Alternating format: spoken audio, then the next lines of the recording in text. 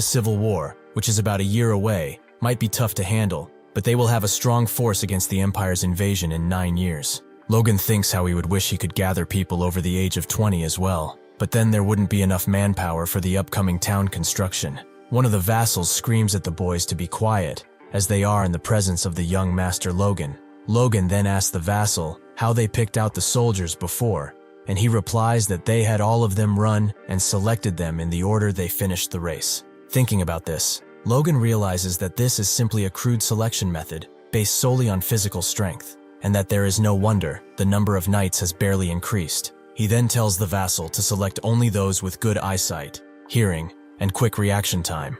Hearing this, the vassal doesn't know what to think, wondering if this is the test. The first test that Logan devised was to walk towards a picture until they can see it clearly and stop when they do. Some of the kids stop right away and shout for Logan to say that he has chosen a weird picture and that he is very handsome, while others struggle to see it at all. It turns out that the picture was of a chicken, and Logan says that they don't need flattery right away and tells the knights to get rid of that one kid that called him handsome. One kid from really far behind raises his hand. He tells Logan that seeing he has a comb, the bird must be a rooster, and asks if this is so. Seeing this, Logan is impressed, asking himself if he really saw that small comb from that far away. For the second test, Dwayne shouts that he will be repeating the same word over and over, and tells the participants that they should walk until they can understand the world, and stop when they do. One of the kids says that he cannot hear anything, and another one tells Dwayne that his voice's volume keeps changing. Just then, another kid shouts towards Dwayne that the answer is the world sparrow.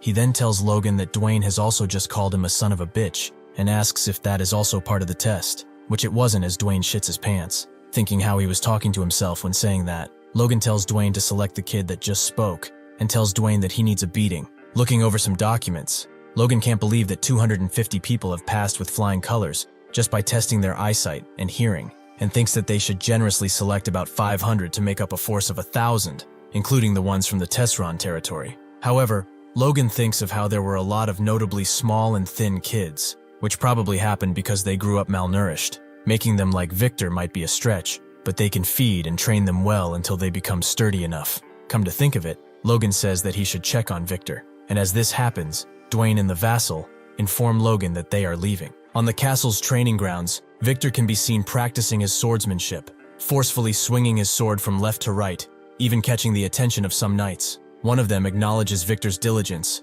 while the other asks if his swordsmanship isn't perhaps a bit aggressive. On the other hand, Victor only thinks about what Logan has told him, how if he can perform the sword technique 1,000 times flawlessly, he can become a knight. Yet the most important thing is to awaken his force. Victor strengthens his grip on the sword's handle and says that he needs to become a knight quickly. While his sister is looking at him worried, Victor can only think that Logan is not going to wait after him forever. Just then, Victoria turns around and sees Logan. He gestures to her not to say anything, as he wants to check on Victor. Looking at him, Logan thinks that Victor has definitely got great talent. A 16-year-old boy who's only been learning swordsmanship for a year is maintaining proper basic stance, even while swinging the sword wildly. Moreover, the momentum of the sword when he swings wildly is actually higher than when he's using standard sword technique. Logan goes on to wonder if his martial arts skills still resemble his nickname Noble Slayer, even though his personality doesn't. Anyhow, Victor can't go much longer perfecting that style of swordsmanship by practicing alone, so he will be in need of a partner soon. Logan shouts Victor's name, and Victor acknowledges his presence by turning around. Logan goes on to tell Victor that tomorrow, he is planning to leave the McLain Castle estate to train soldiers in the Turson territory, which will probably last until the winter. However, Victor doesn't understand what Logan wants, so Logan explicitly tells Victor to come with him to the Tesron territory. That is, of course, only after he discusses this with his sister. While his sister pets his head down with a cloth to get rid of the sweat, Victor asks if he cannot take Rhea along. Logan asks Victor if he really wants to take his sister to a training camp full of men, and asks him if he really thinks that is a good idea. However, Victor doesn't want to hear it, so he screams at Logan that he wants to take his sister along, and Logan thinks of how he is usually very composed, yet he turns into a child whenever the matter involves his sister. Logan huffs and tells Victor that Rhea can tag along, and Victor thanks him. Anyhow, he then points his finger at Victor in a menacing manner and tells him that if any problems arise, he is the one responsible to take care of them. To this, Victor instantly replies that he is aware, and that he will be taking good care of his sister. Logan then goes on to ask Victor if his sister is really that precious to him, and he replies that Victoria is his only family, but Logan isn't convinced, asking if this is the only reason. Hearing this, Victor bites his lip, hesitates, but in the end gets it out of his system. He tells Logan that their parents are dead because of him. He tells Logan that Rhea has no parents because of him, so he needs to protect her, his only remaining family. Logan looks down on Victor without saying anything. He is left speechless. He then regains his composure and places his hand on Victor's shoulder, telling him that it's all right and to keep up the good work he has been doing. A few days later, we are at the Tesron castle, and it seems that Kaisalon is grilling the kids selected by Logan. He tells them to take 5 laps around the inner castle wall, and as a punishment, the last 100 to finish will do 2 more laps. Hearing this, the kids are frightened and don't know what to reply to Kaisalon. However, Kaisalon isn't at all touched by this, and shouts again, this time louder, to stop playing with him and start running. In just a split of a second, they do as they are told and run away as quickly as they can. Seeing that just happened, Logan praises Kaisalon, telling him that having experienced people around him is great and that he suits the role of being a drill sergeant. Kaisalon replies that since he is treating him like a knight, he accepted the offer to renew his contract. So yeah, the job does seem to suit him well. Kaisalon goes on to tell Logan that he was surprised when Logan offered to renew the contracts of the mercenaries as well though, and Logan says that he cannot have the crossbow's information leaking out. Hearing this, Kaisalon gets close to Logan's ear and whispers, asking him if he plans to start some kind of war in the next 2 years. But Logan remains silent, looking towards the ground. With a smile on his face, he tells Kaisalon that he is not a warmonger. However, inside, he knows that war is something that will be unavoidable in the future. Then they are both distracted when one of the trainees yells something about someone else being a monster. It appears that they are talking about Victor, as he is the first one in the race. 2 other guys stop, asking what the hell is that guy made of, and another one replies by saying that Victor is a slave, Logan's slave nonetheless. Hearing this, the first guy gets ambitious, and says that if a slave can do it, then he must be able to do it as well. He starts running again, shouting that he won't lose to Victor, while the other one remains still, about to throw up. Seeing this, Kaisalon realizes that once again Logan was right. The Victor effect, as they've named it, is really making a difference. Logan says that he doesn't expect them to have exceptional physical abilities right away. Instead, he thinks that if they have the will to not give up, that is enough to turn them into warriors. Victor is definitely absorbing force, and it won't be long until his force awakens. And when that happens, he will become the soldier's strongest motivator. However, something awful will happen. Contrary to what Logan hoped for, in the not-so-distant future, Victor has done it. Next, the kids are brought to the Tesron barracks, where tables are piled high with food to help them replenish their energy. They eat heartily, repeatedly thanking Logan for the meal. One boy comments on how delicious the food looks, while another admits he endures the grueling training solely for these meals. He jokes that he's gained weight from eating so well over the past few weeks, and says if he could eat like this forever, he'd have no other wishes. Rhea is also in the barracks, busily preparing and serving meals to the trainees. All the boys are utterly captivated by her. As she turns to leave, some of them whisper about how cute she is, while one boldly calls her an angel. One boy asks his friend if he should try talking to her later, but the friend doesn't respond. He's still mesmerized by the sight of Rhea. This trance is short-lived though, as Victor, seated at a nearby table, emanates a menacing aura. He points a finger at the boys and warns them to look away before he gouges their eyes out. The boys quickly quiet down, dropping the subject entirely. As Rhea hurries from table to table, serving everyone, Victor wonders if she even had time to eat before starting her work. Meanwhile, behind Victor's table, another boy stares at Rhea with a lustful gaze, licking his lips. Outside the barracks, Victor sprints with a piece of bread in his hand. He had asked one of the older women preparing food where Rhea went, and she told him she'd use the back door to take out the trash. Concern grips Victor. Rhea shouldn't be wandering so far from him this late at night. Suddenly, Victor hears a noise coming from a back alley. He heads over to investigate, intending to ask his sister what she's doing out so late at night, alone. But what he sees leaves him speechless. The trainee who had been licking his lips earlier is trying to take advantage of Rhea. Tears stream down her face as she whispers Victor's name, and the bread in Victor's hand falls to the ground. The trainee stammers, attempting to explain, but Victor is already leaping into action. With a single powerful knee strike, he shatters the man's nose and sends him sprawling onto his back. Victor fearlessly steps in front of Rhea, shielding her. Standing over the fallen man, Victor is poised to strike again, his expression dark with fury. Behind him, Rhea trembles, terrified of what might come next. The commoner trainee sneers at Victor, calling him a bastard and demanding to know how a mere slave dares to lay hands on him. He tells Victor to know his place, but the words barely leave his mouth before Victor lands another blow, nearly knocking him unconscious. Rhea gasps in fear, frozen and unsure how to respond. Victor grabs the man by the hair and begins punching him relentlessly, snarling for him to die already. From behind a nearby corner, another trainee witnesses the scene, his face pale with shock. Panicked, he runs to get help, muttering that this is really bad. Victor, meanwhile, sees nothing but red. Each punch brings flashes of his past, fragmented memories of the night he and Rhea lost their parents. He remembers his father's desperate command, "Run away, protect your sister, no matter what, take care of Rhea." Suddenly, a voice shouts from behind, breaking Victor out of his rage. He turns and sees Logan standing there, his expression calm but commanding. Logan tells Victor to regain his composure and take in his surroundings. A maid steps in, gently guiding Rhea away, her face pale and her movements shaky. Kaisalon remains rooted in place, struggling to process the chaos unfolding before him. Logan gestures toward the lifeless body and instructs Kaisalon to deal with it. He adds that Rhea should be allowed to rest, as the ordeal has clearly left her in shock. Victor stands before Logan with his head bowed, waiting silently for his punishment. He apologizes, admitting that he is sorry. Logan looks at him and asks if he regrets what he has done. Victor, keeping his head low, says he doesn't regret his actions. Logan, raising an eyebrow, questions what Victor is apologizing for, prompting Victor to explain that he is sorry for killing one of Logan's soldiers without permission. Logan acknowledges that Victor isn't entirely wrong, but points out there's more he should regret. He reminds Victor that bringing his sister to the camp was a mistake. Logan explains that Victor's stubbornness nearly led to Rhea being hurt, and that blindly dragging her around under the guise of protecting her isn't always the right choice. He asks Victor if he plans to take her onto the battlefield too, leaving Victor silent, unable to respond.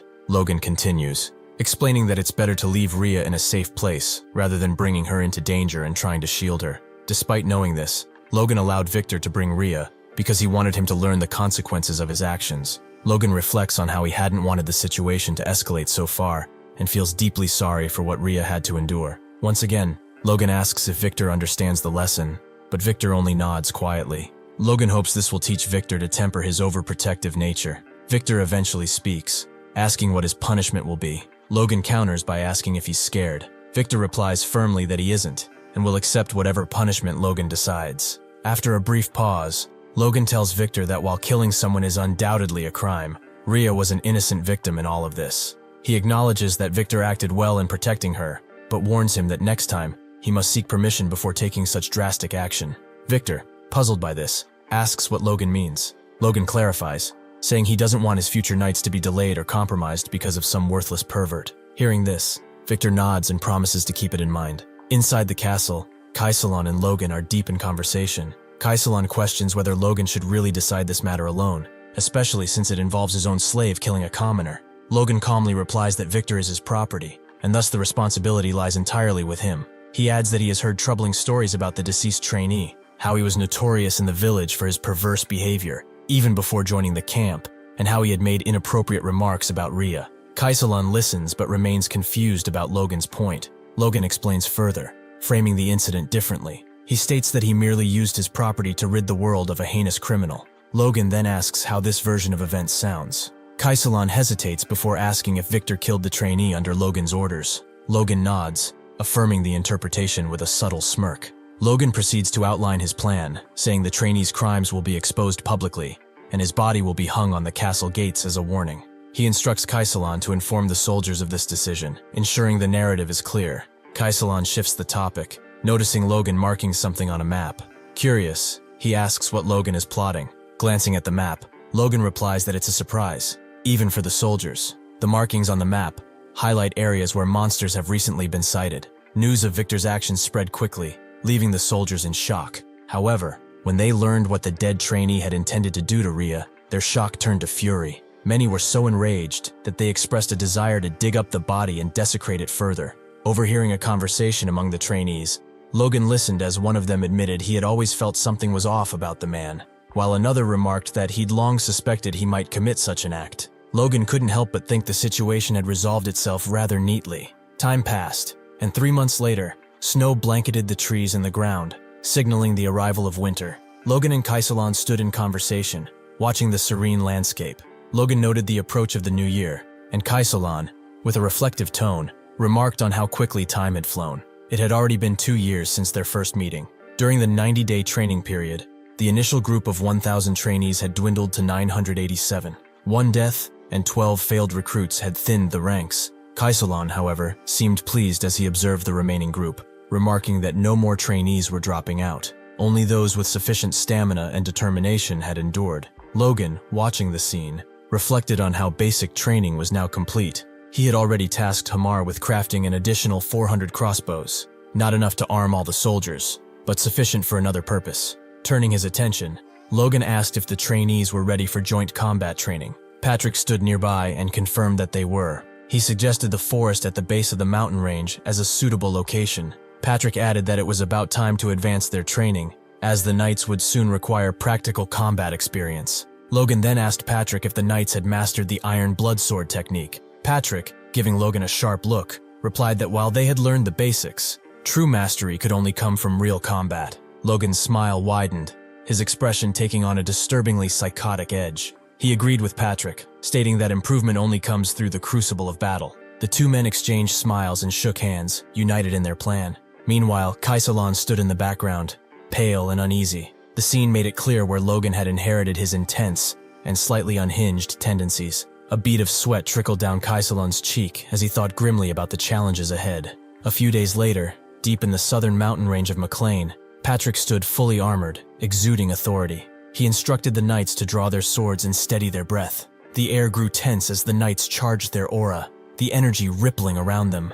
At Patrick's command, they slashed forward in unison, their blades slicing cleanly through the massive trees in front of them. Even the knights were stunned, marveling at the sheer power they had just unleashed. Cutting down such enormous trees in a single strike felt surreal. Logan, standing beside his father, watched with satisfaction, but Patrick remained composed, as though unimpressed. The trainees, however, were left in awe. They whispered among themselves, amazed by the knight's strength and wondering if they could ever reach such a level. Logan, breaking the moment, shouted at the trainees to stay alert, ensuring their guard was up. He reminded them that this was no ordinary forest. They were standing in a monster forest. As if on cue, goblins began to emerge from the shadows, their grotesque forms moving toward the group.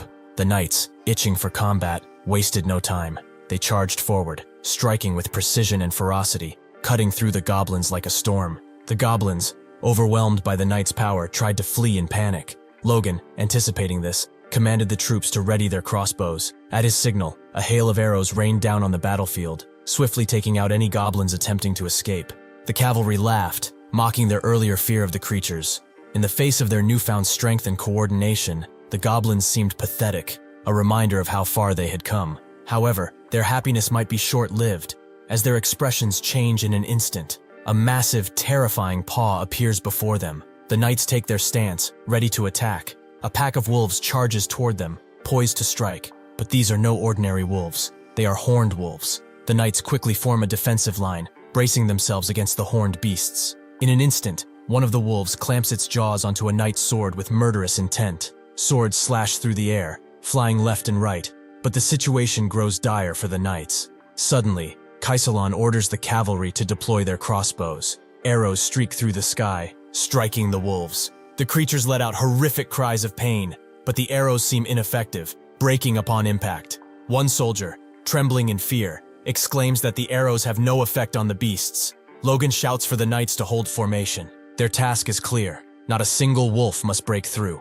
They must protect the cavalry. At the forefront of the line stands Victor, ready to heed Logan's command. He leaps forward, prepared to clash steel and teeth with one of the wolves. Swinging his sword with fierce determination, he strikes with enough force to hurl the wolf back several meters. But there's no time to celebrate. A blood-curdling scream pierces the air behind him, grabbing Victor's attention. He turns to see a wolf sinking its teeth into a trainee's leg, while another trainee stands frozen, trembling in terror at the gruesome sight. A fiery slash cuts through the air. Logan unleashes his fury on the wolf attacking the trainee. He intervenes just in time, ending the beast with a single, decisive strike. Turning to the terrified trainee, he commands him to get a grip on the situation. Logan orders him to fall back and carry the injured to safety. The trainee responds immediately, rushing to follow the orders. Logan reflects grimly that, as he suspected, most of the trainees are unprepared for chaotic skirmishes. However, those who ranked in the top 100 during the senses test stand out. One such trainee finds himself locked in a fight with a wolf. As he struggles, he notices a second wolf closing in from behind. ready to attack. Just as he braces for impact, Victor leaps into action, appearing out of nowhere. With a swift strike, Victor slashes the second wolf's neck cleanly. Victor glances down at his bloodied sword, a small smile forming on his face. The other trainees stare at him in disbelief, their eyes betraying a mix of awe and fear. Logan, however, sees the moment differently. He recognizes that Victor has finally broken free of his limitations. Logan knows it won't be long now before Victor steps into the realm of aura users. As the battle nears its end, the final wolf is felled by Patrick himself. Turning to the captain, Patrick asks if that's all of them. The captain confirms with a nod. Patrick remarks that it's been a month and a half since the combat training began, and clearing out all these places has taken far longer than expected. The captain agrees, explaining that discovering 3 towns infested with thousands of monsters was a monumental task. Patrick shudders at the thought of all those monsters swarming the castle at once. The mere idea sends chills down his spine, and he silently thanks God they found the threats in time. He wonders briefly if Logan had somehow foreseen this danger, or if something else is at play. Logan is seen directing the knights and soldiers, urging them to hold on just a bit longer. He points to a group handling a massive tree trunk, instructing them to finish cutting it down and carefully transport the felled trees to the town construction site without damaging them. The knights, however, are far from pleased. They grumble about how they've been chopping down monsters and trees non-stop without a break, complaining that this endless labor is far removed from what they trained in the Iron Blood Sword technique for. Logan, unfazed by their protests, brushes off their complaints entirely. He remarks that it's absurd how such valuable trees were left unused simply because monsters were nearby, calling it a waste of resources. With his signature killer smile, Logan adds that this situation is perfect. He's managing to train the soldiers and gather timber for the town at the same time, a classic case of hitting 2 birds with 1 stone. Patrick, observing this, can't help but think that Logan seems more interested in acquiring timber than in training the troops. Logan reflects that while there were more monsters than anticipated, which delayed their efforts, they managed to gather plenty of useful information. During the census test, he recalls, some cadets ranked between 200 and 500 were weakly absorbing force. Others swung their swords with desperation to survive, revealing raw determination, while a few displayed exceptionally strong survival instincts. He ponders whether Force Awakening might require a 6th sense, survival instinct, or perhaps sheer fighting spirit. Logan muses further that if they achieve the expected outcomes during the Grandia Civil War this winter, they could rapidly bolster their forces for the inevitable conflict with the Empire. His thoughts are interrupted when Hamar notices the faint smile on Logan's face and asks why he's laughing. Logan, as usual, dismisses the question, saying it's nothing of concern to Hamar. Shifting topics, Logan tells Hamar that with enough timber now secured, they can proceed with the construction of McLain Town. With only 1 month left before spring, he asks if Hamar can complete the project in time for the cultivation season. Hamar nods confidently and replies that he can. Logan, visibly pleased, presses him again, asking if he's truly certain, as he initially assumed it might be a stretch to finish everything on time. Hamar explains that with the support of the mages, the workers' high motivation following the dam construction, and their current food supplies, the task should be manageable. He adds that building similar houses repeatedly will only improve their efficiency. Logan listens, a rare look of appreciation crossing his face. He wonders to himself if Hamar has always been this dependable, then silently credits the vacation for this newfound reliability. But just as Hamar's confidence seems to reach its peak, Logan throws in a curveball, reminding him of another task, the magic tower that also needs to be built in the center of town. Clayton casts a spell, summoning an impressive earth wall that rises steadily from the ground. The workers beside him watch in astonishment, momentarily frozen by the display of magic. Noticing their reaction, Clayton urges them to stop gawking and start gathering the soil as planned. The workers quickly snap out of it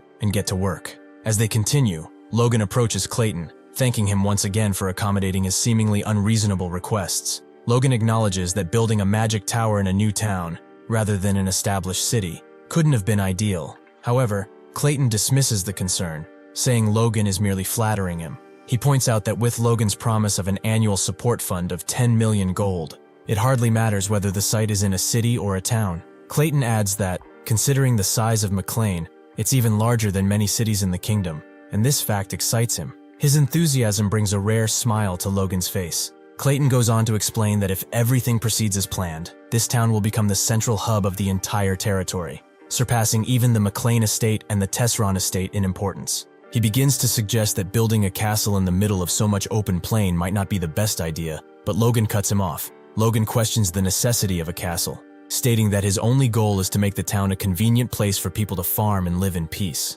That, to him, is good enough. Clayton considers mentioning that a large town like this could attract many people, potentially increasing the risk of rebellion. But before he can, Logan dismisses the idea, saying rebellion won't be an issue as long as the people are not exploited. Hearing this, Clayton is momentarily stunned. He marvels at Logan's perspective, exclaiming that McLain truly is a territory for the people, ruled by a noble who refuses to exploit his workers. Grinning, Clayton shouts dramatically, "Vote for candidate number 0, Sir Logan McLain!" He laughs, declaring that no matter what, Logan has his vote. Logan, confused by Clayton's sudden outburst, dismisses the comment, not understanding what he meant. Clayton then asks if Logan is sure these earthen walls are good enough, and what will happen if this place gets invaded.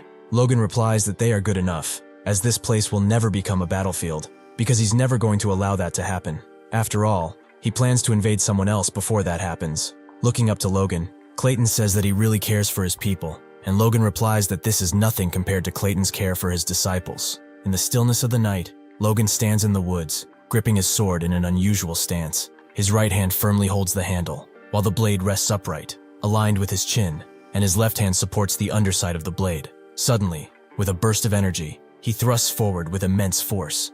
A single radiant beam of light streaks out from the sword, tearing through the darkness. Moments later, the beam explodes, illuminating the night sky in a dazzling flash. As the light fades, it becomes clear that Logan was aiming to shatter a massive boulder. Though the attack wasn't powerful enough to completely break it apart, Logan's expression reveals satisfaction.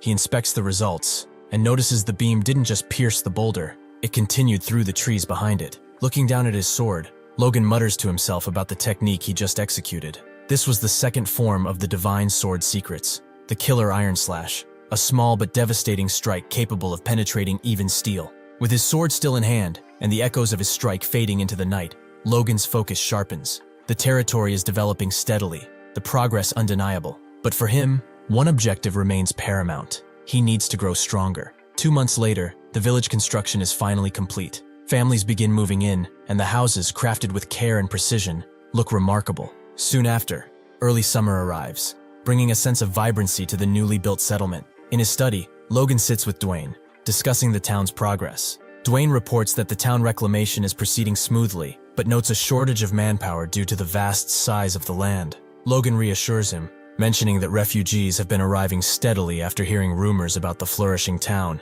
He instructs Dwayne to accept all newcomers to address the labor shortage. Logan then inquires about Hamar, and Dwayne informs him that there's no news since Hamar is still on vacation.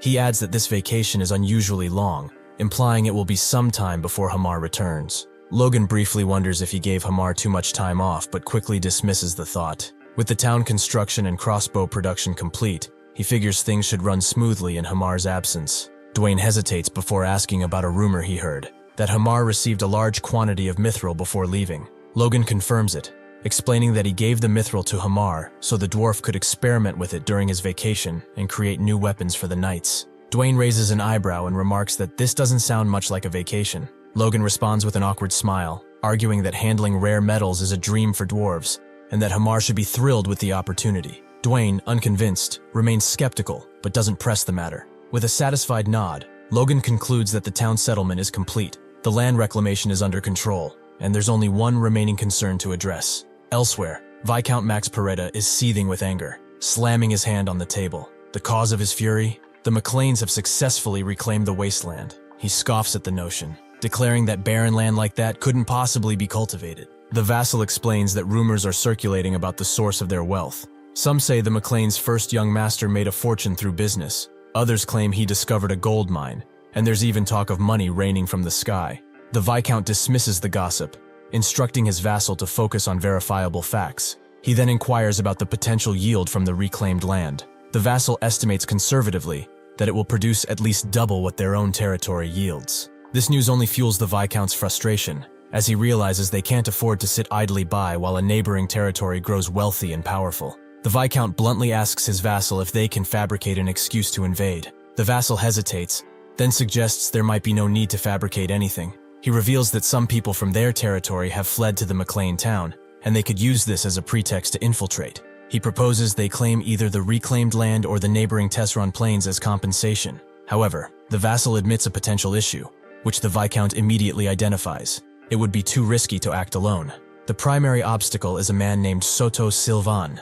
Recognizing this, the Viscount devises a plan. He instructs his vassal to contact the Silvan Viscounty, noting that their people might also have fled due to similarly high taxes. By uniting their forces, the two Viscounties could overpower the McLains. The vassal, impressed, kneels before the Viscount and praises his wisdom, declaring it a sound and strategic choice. Inside Logan's study, the atmosphere is tense as Patrick, Logan, Dwayne, and Heinkel discuss matters of training and military expansion. Logan states that they've selected about 300 particularly talented recruits, and they are training them separately without any immediate assignments. Patrick, raising an eyebrow, questions whether Logan truly believes that 300 recruits are worthy of becoming knights. Logan nods affirmatively, without hesitation. Dwayne, surprised by the number, remarks that it seems quite a lot, while Heinkel goes further, calling it an absurd number. Heinkel argues that even if soldiers were trained intensively for 10 years, only 1 in 100 would awaken their force. This would mean only about 10 knights out of 1,000 soldiers,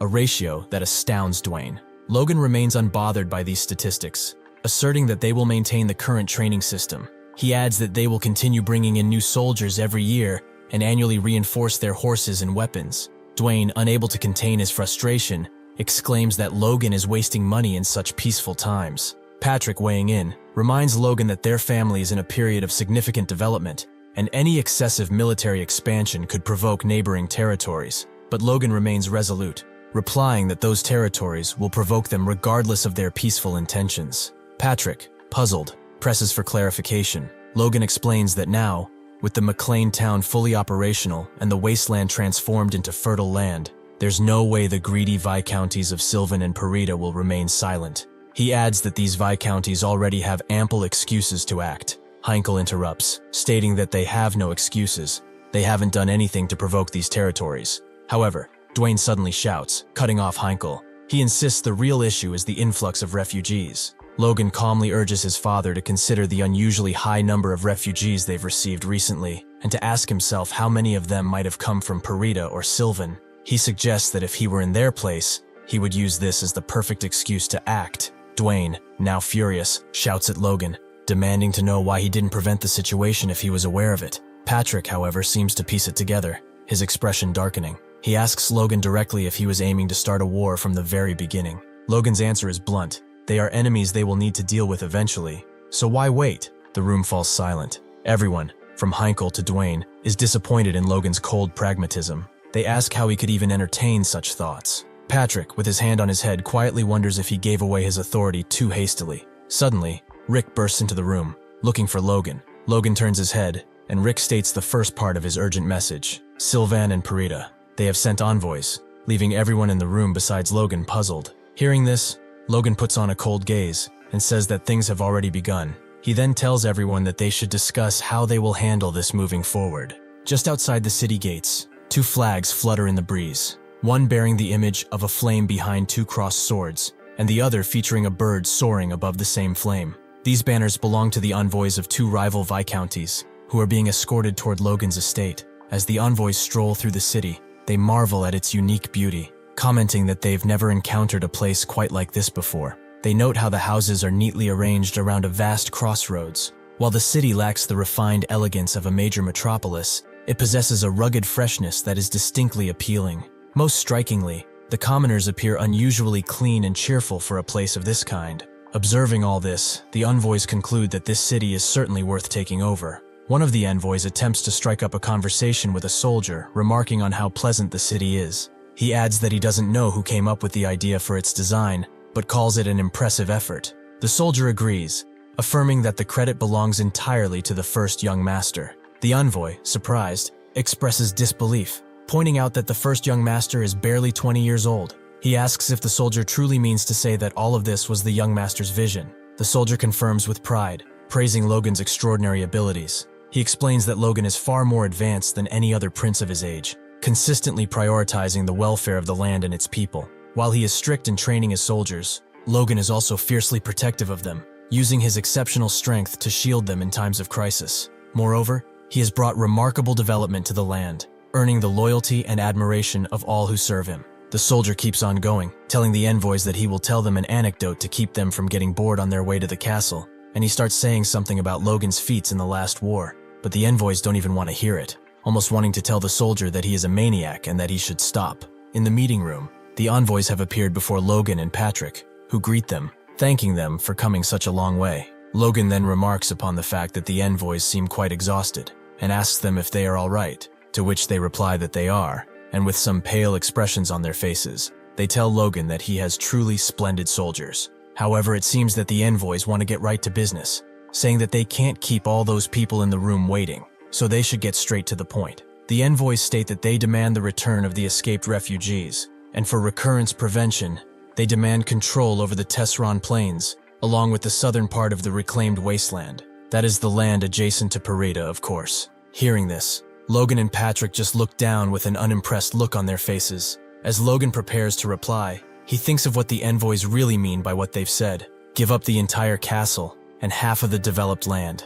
They're basically asking for a war. Realizing this, Logan turns on his father, thinking how he told him this would happen, and Patrick is looking back with a sweat dripping from his cheek. Realizing Logan is right, he just nods in agreement. While Logan and Patrick mumble something on the balcony, Heinkel sees they are distracted, so he decides to take control over the situation for the time being. With an authoritarian stance and no fear in his voice, he turns to the envoys and asks if Sylvan and Parida really want to go to war with McLain right now. After saying this, everyone in the room goes mad, calling the envoys and their masters madmen, saying that they have gone crazy and telling them to get out of the palace right then. One of the envoys gets so scared that he points his finger at Logan and Patrick, telling them that they cannot intimidate envoys like this, and if they don't want war, they should have the knights retreat. Hearing this, Patrick gets furious, but keeps his composure, staring at the envoys with a cold gaze, and telling them that they are the only ones who are declaring war, and that the McLains are not fearing war. The envoy goes even further, telling Patrick that if it gets there, the McLains will be left with nothing but ashes, asking Patrick if he really wishes for destruction. Hearing everything that has been said, Logan gets sick to his stomach, so he intervenes, asking how refugees fleeing tyranny can be a bargaining chip. He then turns to his father, telling him that these envoys have forgotten their obligations as nobles. Therefore, there is no need to negotiate. Thus, the knights gather around the envoys, pointing their swords at them. Seeing this, the envoys are asking if Logan and Patrick are seriously intending to go to war, and if everyone in that room has a death wish. Logan, stepping down the stairs, tells the envoys that this is really all-out war. He then tells the envoys that they've got some nerve, coming into his castle, calling everyone crazy. He stands before them, asking how they dare point fingers and use foul language against the ruler of this land. He pulls his sword out, telling them that they are the ones who seem out of their mind. The envoy wants to call Logan out of his mind, but he doesn't get to finish his sentence. Seeing that Logan approaches, he tells the guards to stop him, so they rush to attack Logan. With murderous intent in his eyes, Logan prepares his sword, raising it above his head. In one swift motion, he strikes one of the guards. Blood splatters from his mouth, and it seems it's over for him. He is now dead on the ground, with his face towards his former comrades. Logan then uses his formidable speed and kills all the remaining 5 soldiers in just seconds. He menacingly approaches the envoys, telling them that if they intend to draw their swords on another's land, they should be prepared to die as well. One of the envoys, scared shitless, tells Logan no tot come any closer. As Logan continues his approach, the envoy asks Logan if he thinks McLain will be safe after touching him, as he is an envoy of the Viscount. However, Logan couldn't care less about it, so he just swings his sword, killing the man instantly. Seeing this, the other envoy drops to his knees, telling Logan that he will serve McLain's will, and that he will convey each and everything to his lord.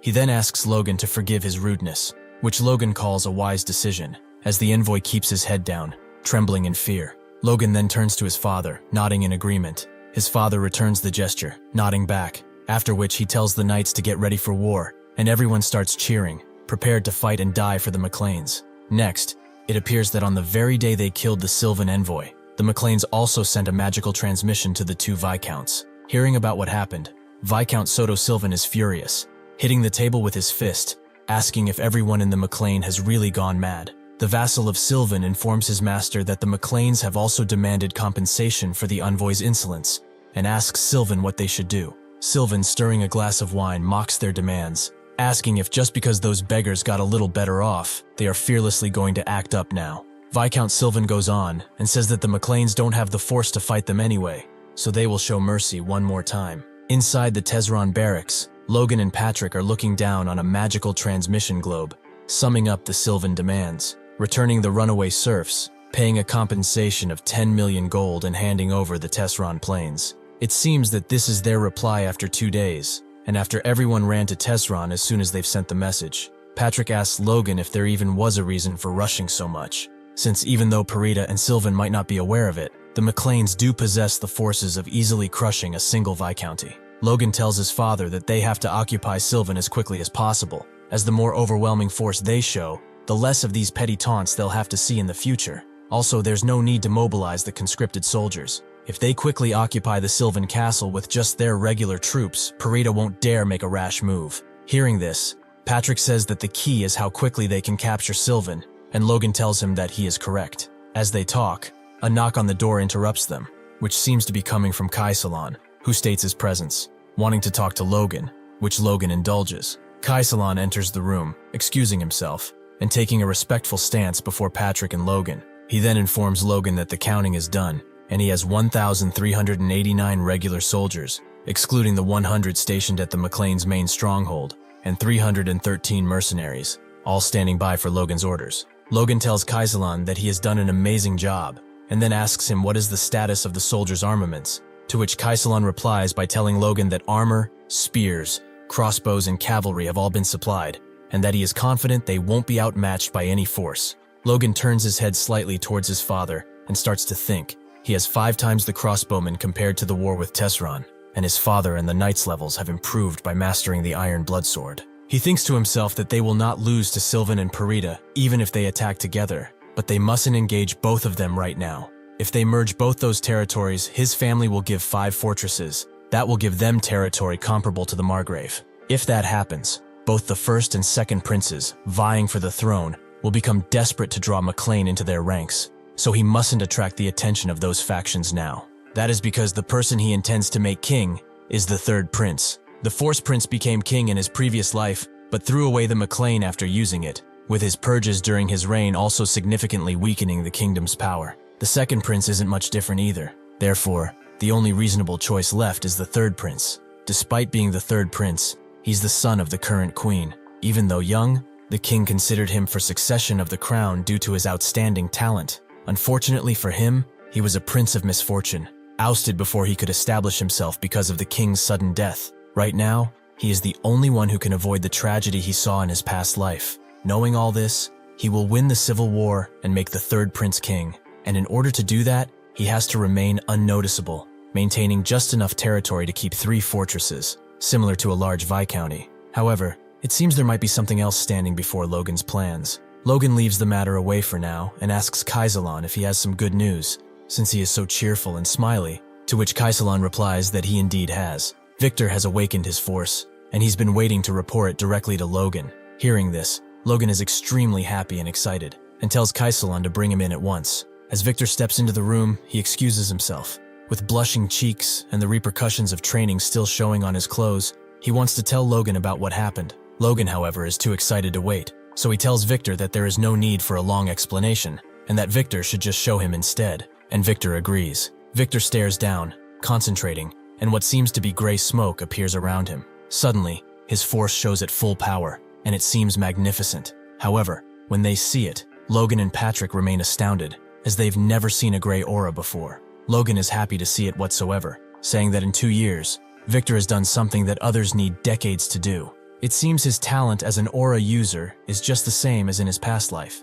He tells Victor that he has done a great job, which lights up his face. Logan then gives Victor his slave document, telling him that he will become a knight now, so he won't be needing that anymore. Victor asks Logan if he has been carrying that around all the time, and Logan tells him that he had a feeling Victor was going to awaken soon, so he kept it with him just in case. Logan then tells Victor that, however, his promotion to a knight will be postponed until after the war, which seems to strike Victor unpleasantly. Victor asks Logan why, and Logan tells him that he cannot have someone that just escaped his slave status clashing with other knights. He then tells Victor that he will burn his slave document immediately, so he just has to be patient a little longer. Logan then asks Victor if he doesn't trust him, and Victor shouts that this is absolutely not the case. He wants to tell Logan something, but it seems that Logan has already anticipated it. This is not what Victor is upset about. As he burns the document, Logan thinks that Victor just wants to fight right now. He wants to clash swords with powerful opponents. Logan then thinks that he has already prepared an opponent for Victor to face,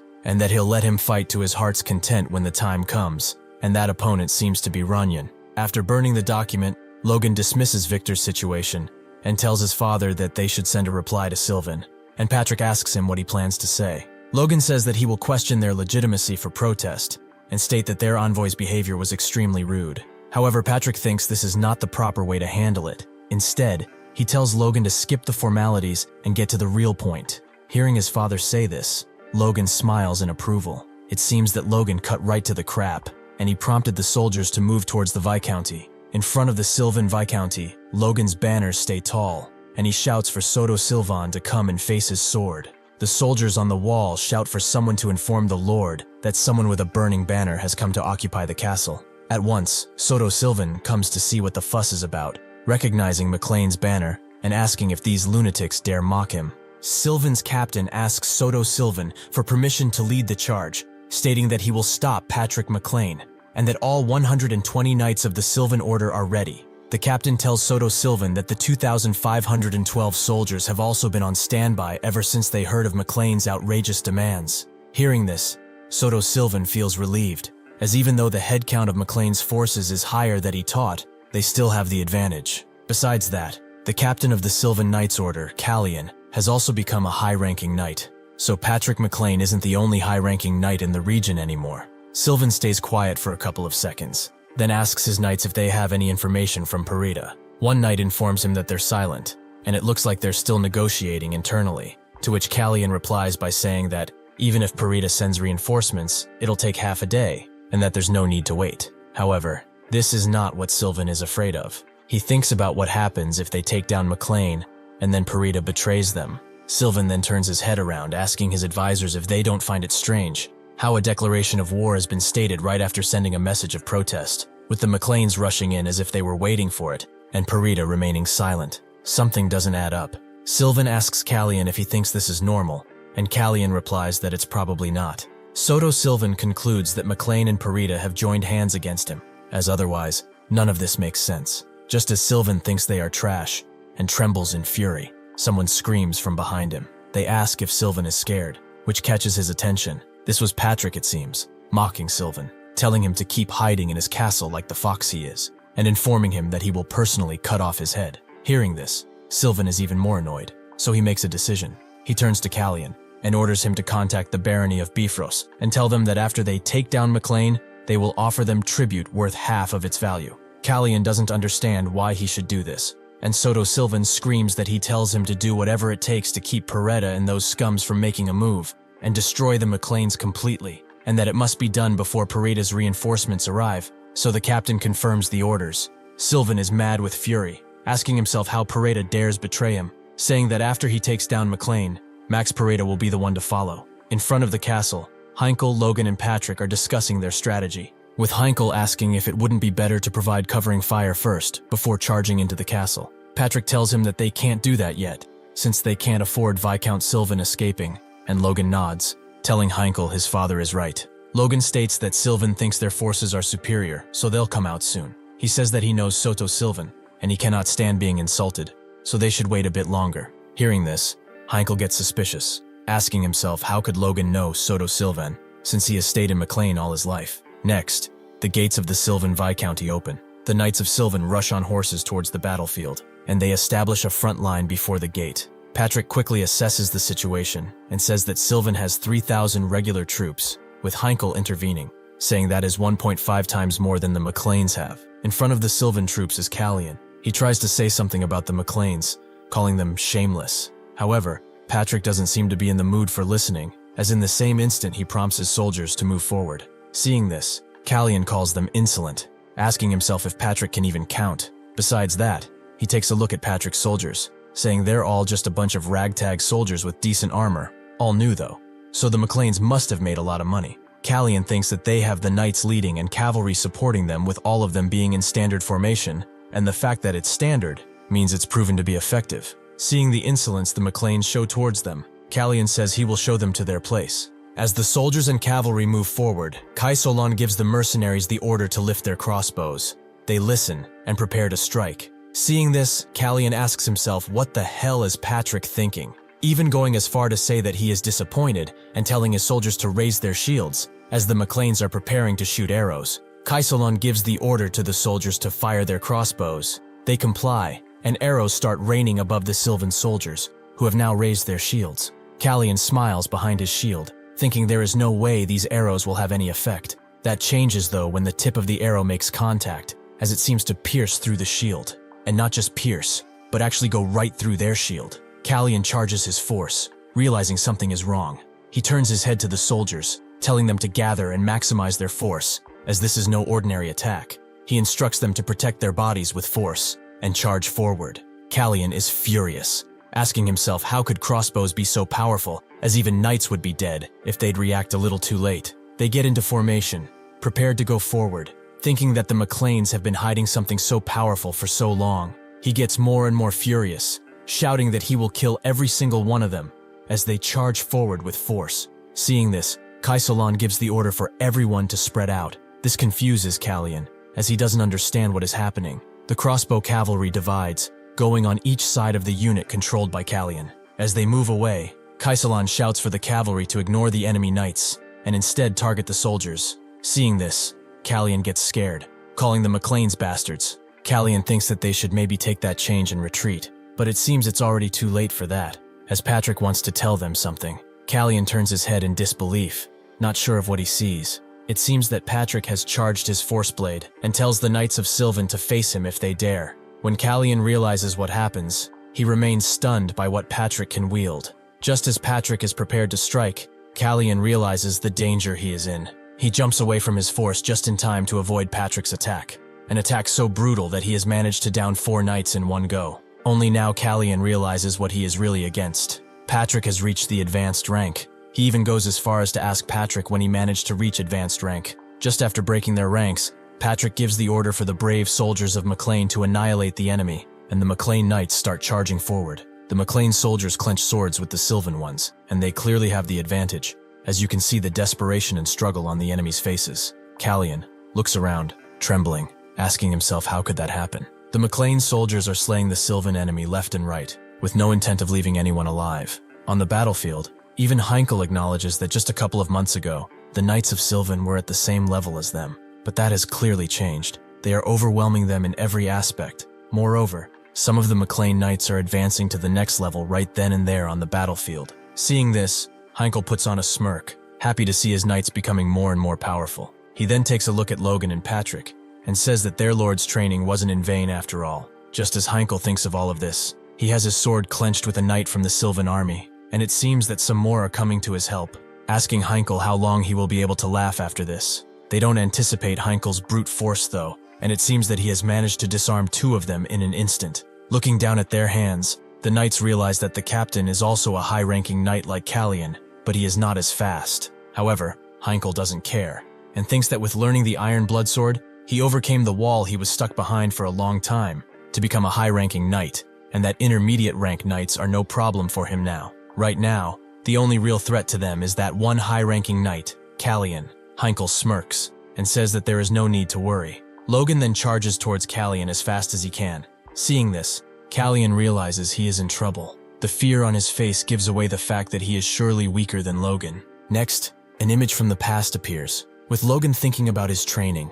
Having completed the second style of the Divine Sword Secrets, he had progressed almost to the level of a high-ranking knight, but the wall he had assumed would be easy to overcome had remained impenetrable for the last few months, and a period of anxiousness, where he felt like he could glimpse beyond it. He thinks that if it's a high-ranking knight from another fief, he hasn't learned the iron sword like his father or Heinkel that he fights. Maybe he could be able to surpass that wall. Seeing Logan come towards him, Callian realizes he is in a pickle. Logan and Callian clench swords, and it looks like Callian might be overpowered by Logan. Every single attack that follows seems to favor Logan, with Callian stepping back each time. Seeing this, Callian calls Logan a numbskull, thinking that every time he attacks, he does so by clashing with brute power. No technique whatsoever, just brute force. With his next attack, Callian was even pushed back by Logan. Seeing this, he gets furious, and Logan stands before him, prepared to attack once again. Standing before Logan, Canel says that he has let his guard down, but that won't happen again. He tells Logan that he won't go easy on him anymore, calling him a brat. But Logan simply thinks this is bullshit. However, the look on his face changes, realizing this might not be the case. It appears that Callian has his own aces under the sleeve, as out of nowhere, 2 aura swords appear at his sides, floating, and Callian seems much more prepared for a fight now. He engages Logan with full force, prepared to strike him down. Logan looks composed and awaits his attack, thinking the other 2 swords might be fake, and regardless of the number, the only sword he should be watching for is the one in Callian's hand. On second thought though, he thinks that might be too obvious for a high-ranking knight. Callian strikes, with full force and a killer look on his face. Fortunately, Logan manages to move his head and dodge most of the attack. It seems that Callian has only managed to cut his ear, and Logan realizes that all of the blades must be real. Preparing to strike again, Callian turns towards Logan and tells him that he is lucky he aimed for his neck. Otherwise, he would have been dead already. Logan turns towards his enemy and applauds his stunt, acknowledging how he didn't think all of those swords were real. Right after, Callian tells Logan to enjoy the show while it lasts, and jumps to attack him once again. It appears that Callian has conjured yet another sword, but Logan doesn't seem bothered. Callian notices that, and wonders what Logan might be thinking. Logan thinks that he has some tricks up his sleeves too, and suddenly Callian seems to be at a disadvantage. He realizes this has something to do with Logan's strange aura. The closer he gets, his swords seem to be failing, like they are entangled in Logan's aura. Realizing this, Callian releases his own aura to counter Logan and tells him not to fuck around. Seeing this, Logan is intrigued, boasting Callian for creating more swords even under the influence of the Force Blade. Callian, however, isn't in the mood for talking and tries to slash Logan down once again. He thinks that he has the advantage, as Logan's aura has faltered. And this might be true, as Logan has gone into a defensive stance, trying to dodge Callian's attacks. He even says that he feels like he is fighting with 5 men at once. Logan thinks that he must calm down, as he only needs to restrain 1 or 2 of his aura blades with his own Force Blade. This way he can create a gap in Callian's defense. Even if he takes a few steps back, he only needs to take it slow. Logan tried to infuriate Callian even further, asking if this is all he can do, calling him so weak that it bores him. Callian, definitely annoyed, prepares to attack Logan once again. With full force, he raises his sword above his head, prepared to strike Logan down for good, shouting for him to die. Suddenly, Logan's heart seems to be surrounded by aura as well. Logan stares at the aura blade coming towards him. He looks death in the eyes and prepares for the worst. He closes his eyes, and the blade is just millimeters away from his face. However, his core seems to change, becoming a 2-star core. In an instant, he dodges Callian's attack and gets behind him. And not just that, but it seems the battle has turned around once again into Logan's favor. He even managed to injure Callian quite badly. Callian realizes that something has changed, but he cannot tell what. The only thing he can be sure of is that in that instant, Logan's speed far exceeded his. He thinks that the worst that could happen actually did happen. Logan tells Callian that he must give him a present for becoming his experience, which scares the shit out of Callian. Logan raises his sword, pointing it to the sky, and charges his aura. Seeing this, Callian realizes what happened. Logan has become a high-ranking knight. Logan uses his sheer force and leaps high into the air. He's prepared to strike Callian down for good with his next attack. As Callian looks in disbelief, Logan thanks him for playing, telling him it's been a pleasure. Logan decides that he will take down Callian as flashy as possible, to raise the morale of their troops, and at the same time, to make his enemies despair. Logan charges his aura and prepares one of his secret techniques, the Divine Sword Secret's first style, the Rippling Divine, releasing a huge wave of aura. Callian tries to block the attack, but it seems to be pointless. Logan has far surpassed Callian and brought him to his knees for good. Seeing this, the Sylvan soldiers realize the battle is basically over. Logan raised tall, holding his sword with both hands, looking majestic. He gets up from the rubble and shouts for everyone to hear. He has slain the enemy leader. Seconds later, another voice shouts from the walls of the barony, saying that they've captured Soto Sylvan. This is Patrick's voice, who tells everyone that they will show mercy to those that throw their weapons and kneel, telling everyone to surrender. Looking at his father, Logan smiles, asking himself, when did Patrick even get up there? After the war, it seems that the Sylvan fief has lost 42 knights, 1,223 soldiers, Soto Sylvan and Callian. On the other hand, it seems like the McLains have only lost 5 knights and no soldiers at all. The battle that began in a day took only a few hours, before ending with the overwhelming victory of the McLains. A victory which is bound to start another war. Somewhere else, a man is informed that Sylvan lost to McLain by one of his vassals. The vassal, even though he thinks he might be overstepping, tells his superior that he believes it might be time for him to make a move. This man is the Lord of the Southwest region. Back at the Sylvan Viscounty, Soto Sylvan is kneeling before Patrick, which tells him that he is giving him one last chance. He must apologize for his sins, take the minimum of his belongings, and leave this land along with his kin. Soto Sylvan, looking up in fear, tells Patrick that this sort of courageous overtake of control will not be tolerated by the royals. He goes on to say that it will be impermissible by the Lord of the Southwest, Count Bifrost, which seems to upset Patrick deeply. Logan, behind Patrick, hearing what Sylvan just said, thinks that this is the worst thing he could have said to Patrick. The fall of the McLains can be attributed to the mismanagement of the Count at the time, but the one who caused a rebellion to profit off the chaos was Bifrost, one of McLain's vassals. McLain's former bountiful lands became the Bifrost Plains, and it naturally made Bifrost the Lord of the Southwest region. Logan thinks that thanks to the royal intervention, Bifrost didn't get the authority to order the McLain house to serve under him, nor would he have gained much from doing so anyway. But hearing that name is enough to ruin Patrick's mood whenever. Therefore next, Patrick asks Sylvan if he wishes to die without taking the opportunity he's just been offered.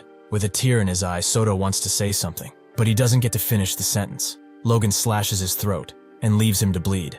With his sword full of Sylvan's blood, he turns to his father, prepared to hear anything he might have to say. Logan tells Patrick that he respected his wishes for an honorable death and finished him off painlessly. Patrick nods with a smile on his face and tells Logan that he's done a good job. Seeing what just happened, Logan thinks that they've at least tried to give him a choice, so hopefully other nobles won't use this as a means to attack them, especially Bifrost, as they need to be careful, since he is an enemy they cannot handle just yet. A few weeks later, at the Sylvan Castle, Patrick and Logan are talking in what seems to be Soto Sylvan's old study. Logan tells Patrick that they are keeping watch, yet it seems that Parita hasn't made any moves yet, and Patrick asks if there are any reasons for him to do so. Logan asks what would happen if Parita decides to attack the Tesseron Castle, but Patrick dismisses it, saying that Clayton is there, so he should be able to hold them off, even if something happens. While Logan replies to his father that he is right, he also thinks that brute force wasn't the only thing that caused their victory against Sylvan. Instead, they've won because Viscount Sylvan underestimated them,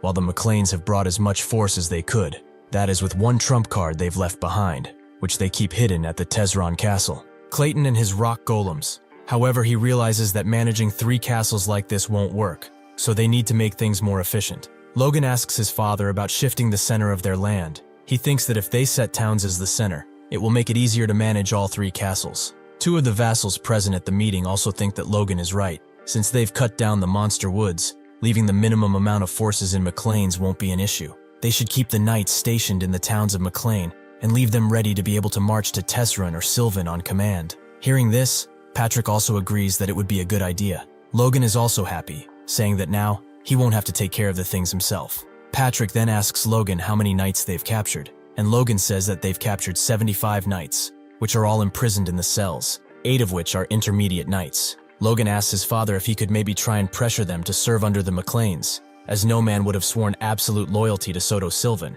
so it shouldn't be a problem. Logan even goes as far as thinking that a single battle brought them so many knights, it might be more efficient than picking out young talents. However, he also thinks about the other side of the story, how if Sylvan had moved even a little more cautiously, they would have had quite more casualties, and they'd only have been able to capture a quarter of the knights. He thinks that this is most likely not going to happen again in the future, so they shouldn't dwell on this victory, and that he should warn his father to remain vigilant. Patrick, however, is happy, telling Logan that with this forces, even Parita doesn't seem fearsome, saying that it's all thanks to Logan, and smiling like the proudest father in the entire world. Seeing his father's reaction, Logan blushes and stays quiet. He turns around and says that he should let him enjoy it at least for today. Unfortunately, their happiness is about to be over, since a vassal comes in with news from no other than Bifrost, which leaves both Logan and Patrick stunned. The vassal looks at the piece of paper and informs everyone that he will read it aloud. Bifrost writes that, as the Lord of the Southwest, he expresses deep discomfort with the yearly wars by McLain,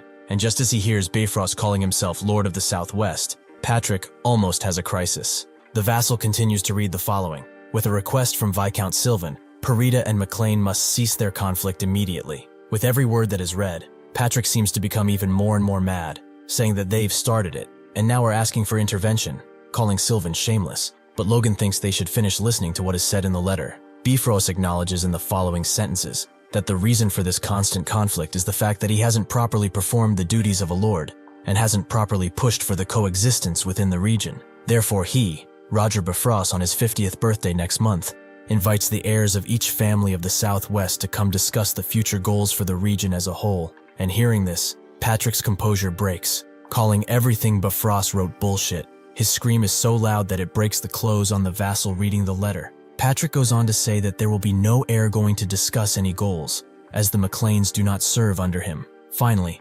Bifrost says that not participating will signal an inability to discuss together, which Patrick interprets as a seemingly polite way of making a threat. Patrick says that no matter what, the McLains will not bow to threats, but Logan goes against his father this time and says that the invitation sounds interesting. Hearing this, Patrick asks Logan what he means by that, to which Logan replies that it might be good to visit. Patrick looks at Logan with a face I've never seen before. He seems prepared to disown him or something. He then says that he respects his son's will. However, he starts screaming again, this time even tearing the last piece of paper covering the vassal. No matter what happens, they can't let themselves kneel to Bifrost, as he won't allow for that to happen if he dies. Hearing this, Logan takes a plant from somewhere and asks his father if he wants a burial now, but one knight stops him, saying there won't be any patricide now. Patrick then calms down and huffs. He tells Logan that he will hear him out and asks him what he's thinking, while the knight behind is happy there's no murdering. Logan tells Patrick that no matter what they do, there is no way they can beat Bifrost now,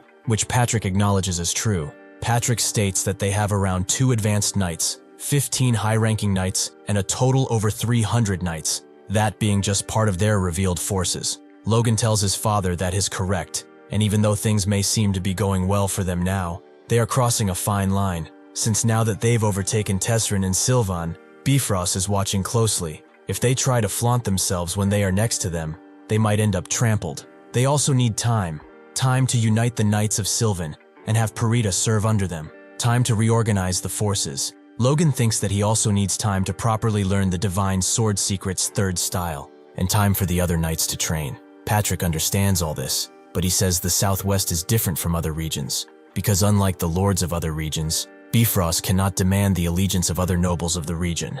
He says that the reason for which he can't is complex, but true. If he attempts to exercise his right as a lord, other nobles will undoubtedly express discontent. However, Logan says that this is not true, because when he went to the capital, Percival and Roofman to the north of Bifrost have done something unexpected. They had long sworn loyalty to Bifrost, information which leaves Patrick in shock. Logan thinks that he in fact saw this in his previous life, but Patrick doesn't know about the information he has received. He looks down in disbelief, sweating. He then tells Logan that he has to face shame because their family lacks power, and says he is sorry. Yet Logan is smiling, unbothered about this, happy that he has got permission to go. Logan tells his father that he shouldn't be worried, since he knows the skills Logan has, so there shouldn't be any issue.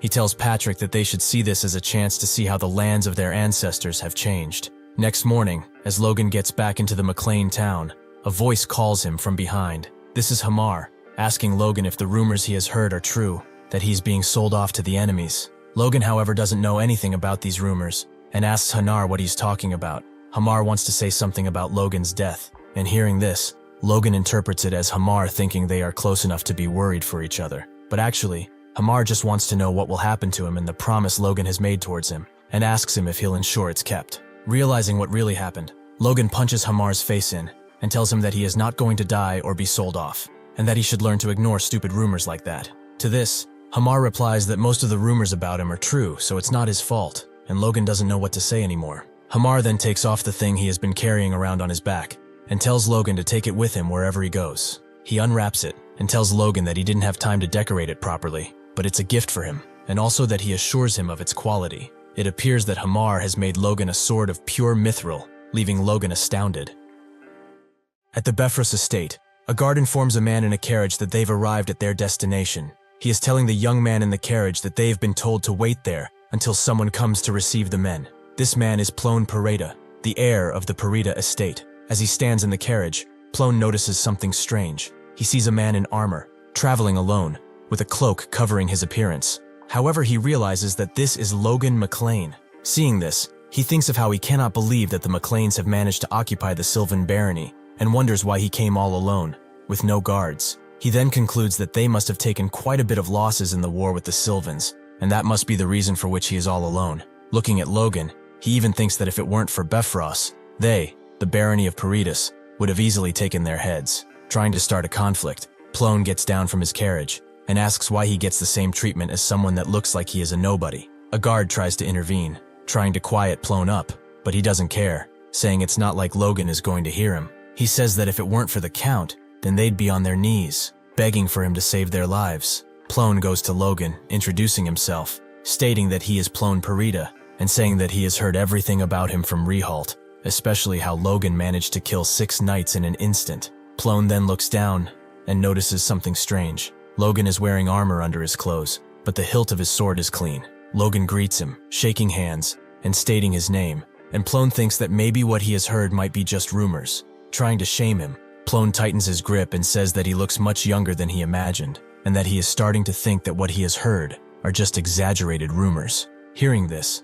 Logan looks down without saying anything, and an instant later, he let out a smirk. He clenches Plone's hand so hard he almost breaks it. That is when Plone realizes that Logan is actually much stronger than he thought. They release each other's hands, and Logan apologizes, with Plone's hand trembling and looking like it was just crushed by a rock. Logan says that he misunderstood Plone's intentions and that he thought Plone was trying to initiate a contest of strength. Hearing this, Plone tries not to cry and calls Logan an asshole. He then goes to take his sword out, calling Logan an insolent bastard. Standing before Logan with his sword pointing at him, Plone tells Logan that he will teach him the despicable McLain family, a lesson on manners. The guard behind Logan tries to tell him that personal fights are forbidden in the Bifrost territory, yet Logan just takes down his cloak and tells Plone that he keeps spouting out bullshit he can't take responsibility for. He then tells Plone that since he is an heir of a territory, he should know his place and not start fights like a little entitled kid. Hearing this, Plone gets mad, prepared to attack Logan. He then gives the order to his knights to attack Logan,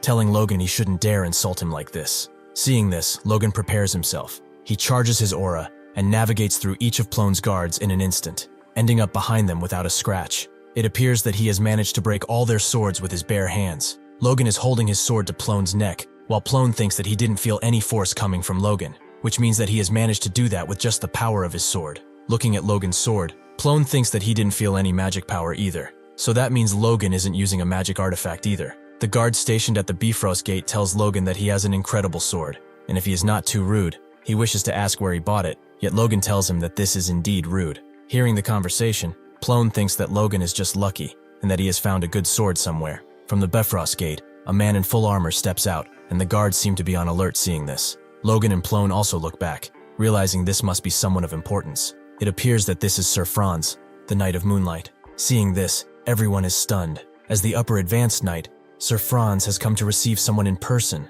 something that was unheard of before. Looking at him, Logan realizes that he is one of the 2 upper advanced knights of the Bifrost. With silver hair and eyes, Sir Franz definitely stands out. Seeing that Bifrost has sent an upper advanced knight to receive them, it could only mean 2 things. Either Bifrost really cares what they think about him, or something else. In the next second, Plone introduces himself to Sir Franz, and Sir Franz acknowledges his presence, telling him that it's nice meeting him. Sir Franz, looking down on Logan, says that since he is Perita, he must be McLain.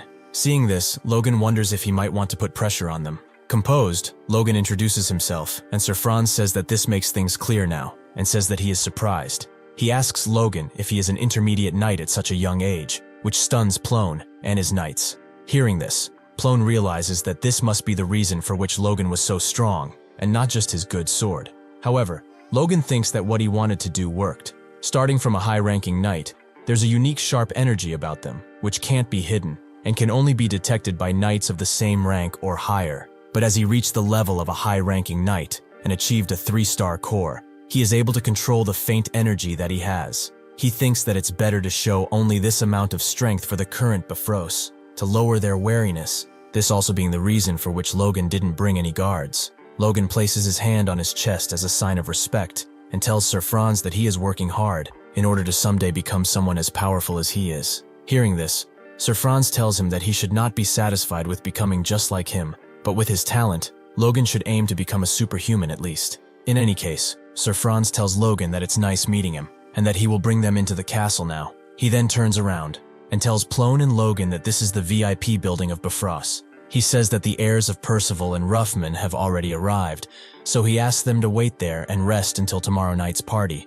to which Plone and Logan agree. After Sir Franz leaves, Plone once again tries to mock Logan, saying that there is no way someone who came without any servants would have clothes for a party, and asks him if Logan wants to borrow some pajamas from him. Logan, however, doesn't mind Plone, and just asks a servant where his room is, and the servant tells him that he will show him. Seeing what just happened, Logan thinks that he already guessed it when he led his knights to fight despite being warned not to, but Plone really doesn't understand his situation, and if that's the level of Parita's heir and knights, then occupying them won't be difficult. While this is happening, Plone is just getting angrier and angrier. Logan looks up at the building and thinks back to what Plone said about the party clothes, thinking that he doesn't intend to take off his armor in this place anyway. He looks up and thinks that this is the land his ancestors lost. Therefore, he must not let his guard down, since he doesn't know what could happen. Next, Logan is staying before Lord Bifrost, which tells Logan to unsheath his sword immediately. Logan, once again placing his head on his chest, lets his head down and tells Bifrost that he, son of McLain, is honored to greet the ruler of these lands and wishes Bifrost a happy birthday. The people looking around find the way Logan came to the party stupid, asking if that country bumpkin doesn't know any manners. Looking at Roger Bifrost, Logan thought that since he is a potential enemy, he might have had to fight a few days before he arrived at the castle. However, he looked around the nearby castles and towns, and he expected it to be as discontent as Sylvan or Tesseron, but that was not the case. The people are actually quite friendly, with people saying that Bifrost is a good man and that taxes are low. That can only mean that they are sufficient to the point where they don't need to extort their people. Bifrost also welcomes Logan and tells him that since he came here, he assumes that the McLains intend to follow his wishes. Logan tells him that if Bifrost's wishes are for peace, McLain will always be ready to lead the march. Hearing this, Bifrost tells Logan that he has expected more resistance, but a young man like him is really enlightened. Bifrost then tells Logan to enjoy the party, and Logan says he will do as told. However, Logan isn't concerned with the party. Instead, he realizes Bifrost is also pretty amazing, as is a fifth circle mage. There's a rumor from Logan's previous life that Count Bifrost showed incredible martial prowess in battle. Bifrost was on the side of the second prince who lost, so Logan didn't pay much attention, but the fact that he's in the fifth circle is true. A fifth circle mage is treated as the same level of power as an advanced knight, especially in war. When that power extends far beyond individual battle, it's considered even more formidable. Logan thinks that he also has 2 advanced knights, but his thought is interrupted by someone announcing that Count Bifrost wants to give a speech. Bifrost starts by saying that he first must thank all of them that came there and gathered for his birthday, the birthday of a still insufficient man like himself, also to a man that hasn't come himself to the party, but has also thanked him, the second prince, for bestowing him with the Tear of the Sun. Hearing this, people can't believe Bifrost is talking about the prince himself, as they knew Bifrost was trusted, but to be that close is stunning. Bifrost goes on to say that for a long time, the nobles of the Southwest have spent their time scattered, unlike the other regions. And hearing this, Logan thinks that he might be saying the same thing as in his message. Bifrost raises his hand and says that it's time to put their meaningless traditions and customs behind them and bound together as one, as their highness, the second prince, the most likely to succeed the throne, wishes for the support of the region. Longa, sipping from a glass of wine, thinks this is just a fancy way to say shut up and come under the second prince and himself. Bifrost goes on to say that, coincidentally, they have start and the end of the Southwest from 200 years ago, with them today, the heir of the McLains, which leaves Logan stunned. Bifrost says that Logan is a great young man, and the highlight that led the McLains to victory in 2 recent wars, and a genius who has become an intermediate knight at the age of only 21. Bifrost saying that even the advanced knights he knows have failed to reach such prowess, making Logan wonder what Bifrost tries to do by complimenting him. He goes on to throw forward his hand, and says that he does not intend to force or bind such a talented man, but merely wishes to make him an offer. He addresses Logan, and Logan answers, listening to what Bifrost has to say. Bifrost tells Logan that Count Valtermine, the grandfather of the second prince, is searching for talented men like him, and is okay with it. Bifrost would like to recommend him to Valtimir, in order for Logan to become his student. Hearing this,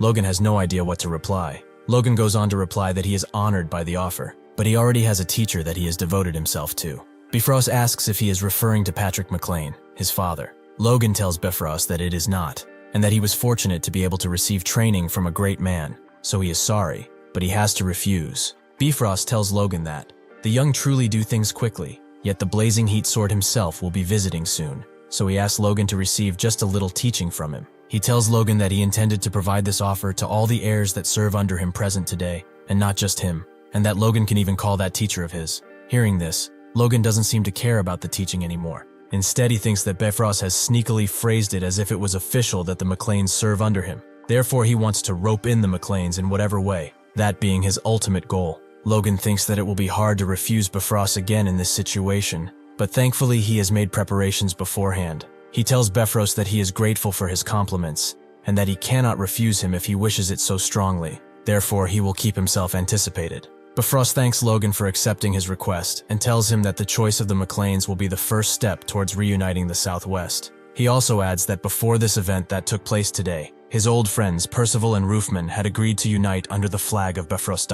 In thankfulness for their deep loyalty, he intends to gift those heirs something personally. As he says that, some vassals bring into the room a table on which there are two objects. These objects seem to be two artifacts, a sword and a hammer. Artifacts are magical tools that hold or are injected with magic power, in order to make them have magical properties almost permanently. And it seems that these artifacts made by the mages that are called the Department of Wizards are more versatile than circle mages. Because of that, artifacts are defined into classes, based on the magic they are imbued with. Seeing these artifacts, Logan thinks that, of course, the Count must gift at least 12 million golds worth considering his status, as expected of the treasure collector. But their prices are absurd. Even one of the cheaper materials used is tilmithril, and to not waste the material, typically at least third-class magic is enchanted. And in order to make a third-class artifact, you need a gift-class mage, 2 classes above. So it's no wonder the prices surge so high. Seeing this, Logan wonders if Bifrost is really giving something like that as a gift. Just as he thinks that, Bifrost tells Ramon Percival and Eric Roofman to step out of the crowd. He asks them if they will swear loyalty to him. The two kneel before Bifrost. The Percival heir states that since he is representing the Percival family, he will pledge loyalty to him, and the Roofman heir does the same. As Logan sips some more wine, Count Bifrost says that he will accept those pledges. Thus, he will bestow Ramon Percival with the sword of Lambton and Eric Roofman with the hammer of Charkson. Hearing this, they say that they are honored. Going on, Count Bifrost says that he is not stingy with his gratitude, and that those that serve under him will be granted appropriate gratitudes. It appears that while he says this, he is staring at Logan, and so Logan puts down his glass. Seconds later, it appears that the heir of Parida comes from the crown, drunk as a pig, and asks the Count if Logan's sword doesn't seem better. He spills the wine, and says that to him. It looks like the Count is blowing things up, and asks everyone if they don't think the same. As Bifrost looks down on him, mad at what's happening, Parida says that he thinks Logan's sword looks a lot better to him. As a servant tried to take him away, saying that Parida is drunk, he insults the Count further, saying that he cannot recognize real talent. Seeing what just happened, Logan looks at Parida, calling him an idiot, and asking himself if Parida didn't just dug his own grave now. Logan thinks that the sword made by Hamar, named Lux, meaning twilight or hope in ancient words, certainly has a force to match that of most artifacts. He thinks that a master craftsman dwarf crafted it to fit him specifically, so it's a masterwork filled with soul. Logan thinks that it's not hard to get a proper item from dwarves, but greedy nobles never seem to be able to figure it out. He thinks that in the worst-case scenario, if his plans didn't work, and the Count was forcing him in, he was planning on using the sword to negotiate or buy time.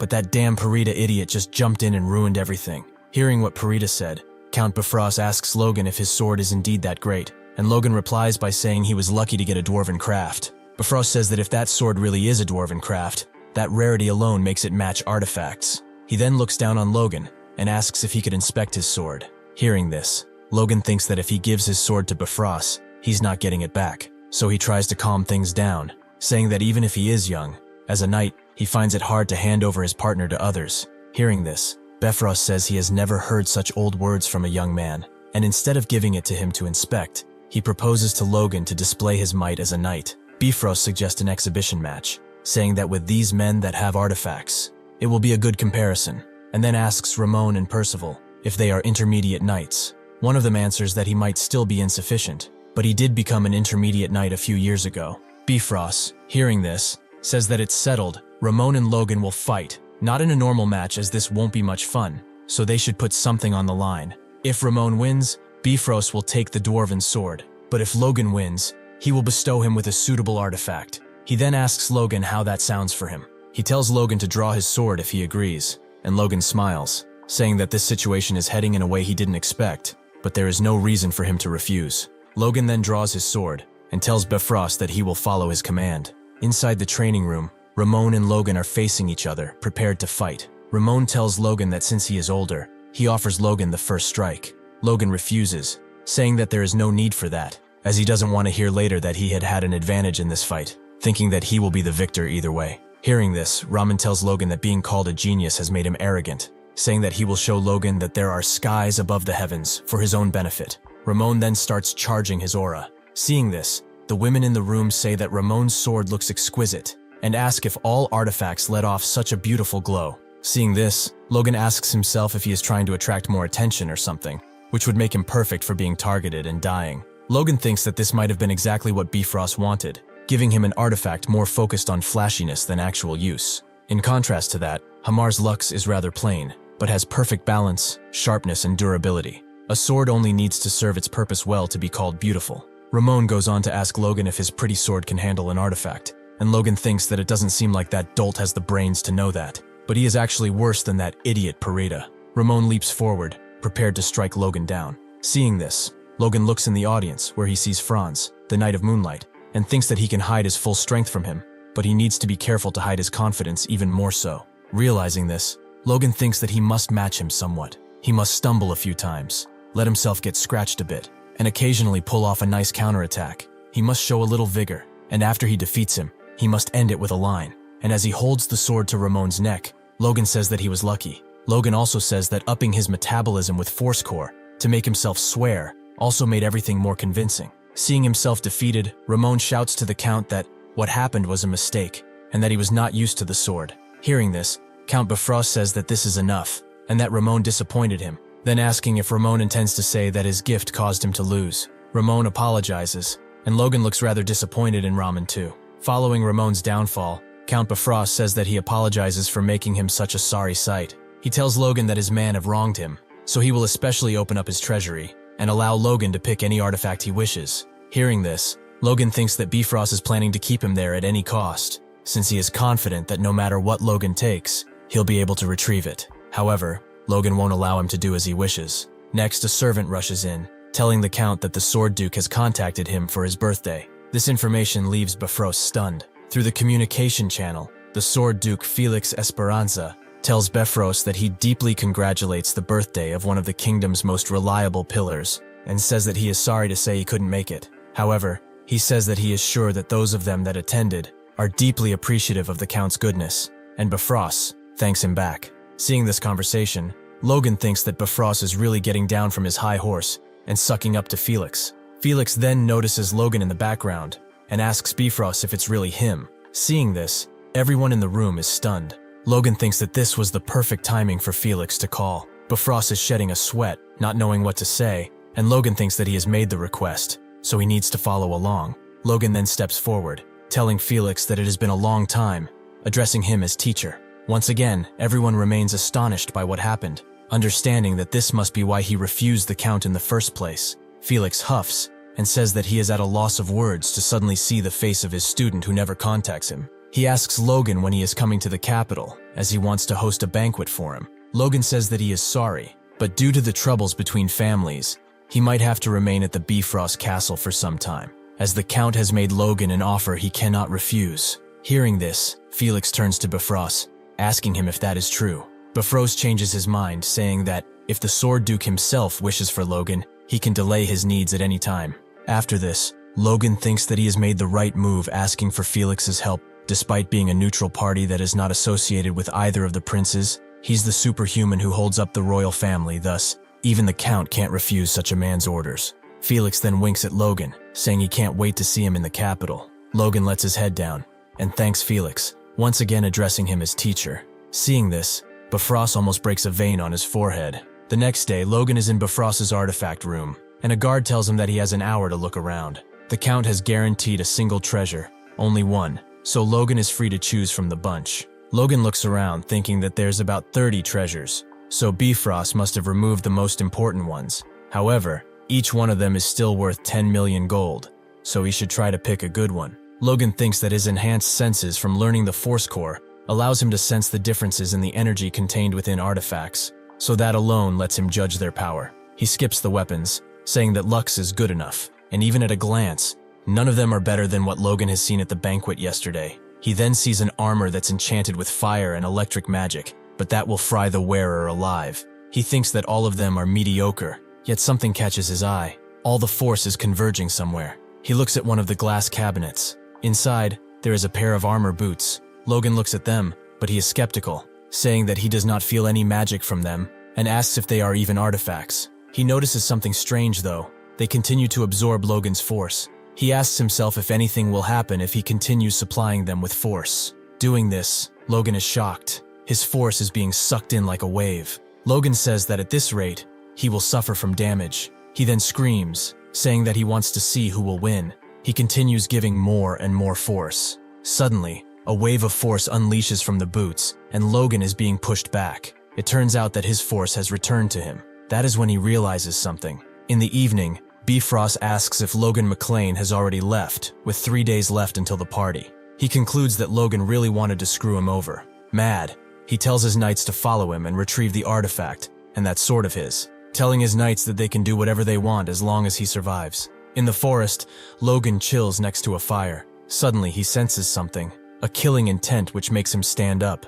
Looking at the trees, he realizes it has to be a pursuer sent by Bifrost. A man steps from the bushes, telling Logan that he has got keen senses. He is using a distorted voice, which makes Logan think that he has to be trying to hide his identity. It appears that Bifrost has sent a group of 4 people. Logan asks the man if it isn't stuffy going around like that, and that it must have been tough to get there from Bifrost. The man in front tells his accomplices that they can do anything they want, as long as they don't kill Logan. The 3 men jump Logan, prepared to bring him down. However, Logan doesn't just wait for their attacks.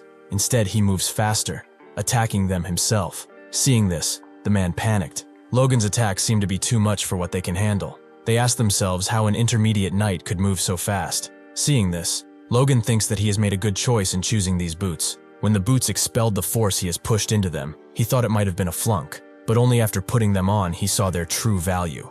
The boots seemed to give him enhanced reaction time and a triple jump in the air. And on top of all that, they also have self-mending and adjustable size. Logan concludes that they must be at least an artifact above the 4th rank, and a suitable name for them should be the boots of the wind god. Seeing that they cannot bring Logan down, they ask for the permission to aim for vitals, saying that otherwise, they cannot suppress him on their own. Hearing this, the cloaked figure lets out a sound of disgust, saying it's embarrassing. The man jumps from the back, with a silver aura around his blade, prepared to strike Logan down. Seeing this, Logan remains astounded. The cloaked figure lets out a wave of aura. Logan manages to block it, but you can see him struggling. He is pushed back, and he charges his own aura, prepared for what seems to be a brutal fight. He then tells the man that he never knew that the title of Moonlight was earned through sneak tactics. He then acknowledges his true identity, calling him Sir Franz. Uncloaking himself, Sir Franz says that Logan has not only hidden his true strength, but he has also exceeded it, telling him that he has an extraordinary artifact. It appears that this was indeed Sir Franz. Seeing this, Logan thinks that in the end he really chose to reveal his sense, and presumes that there was no point in hiding his identity now that he has shown his iconic force blade.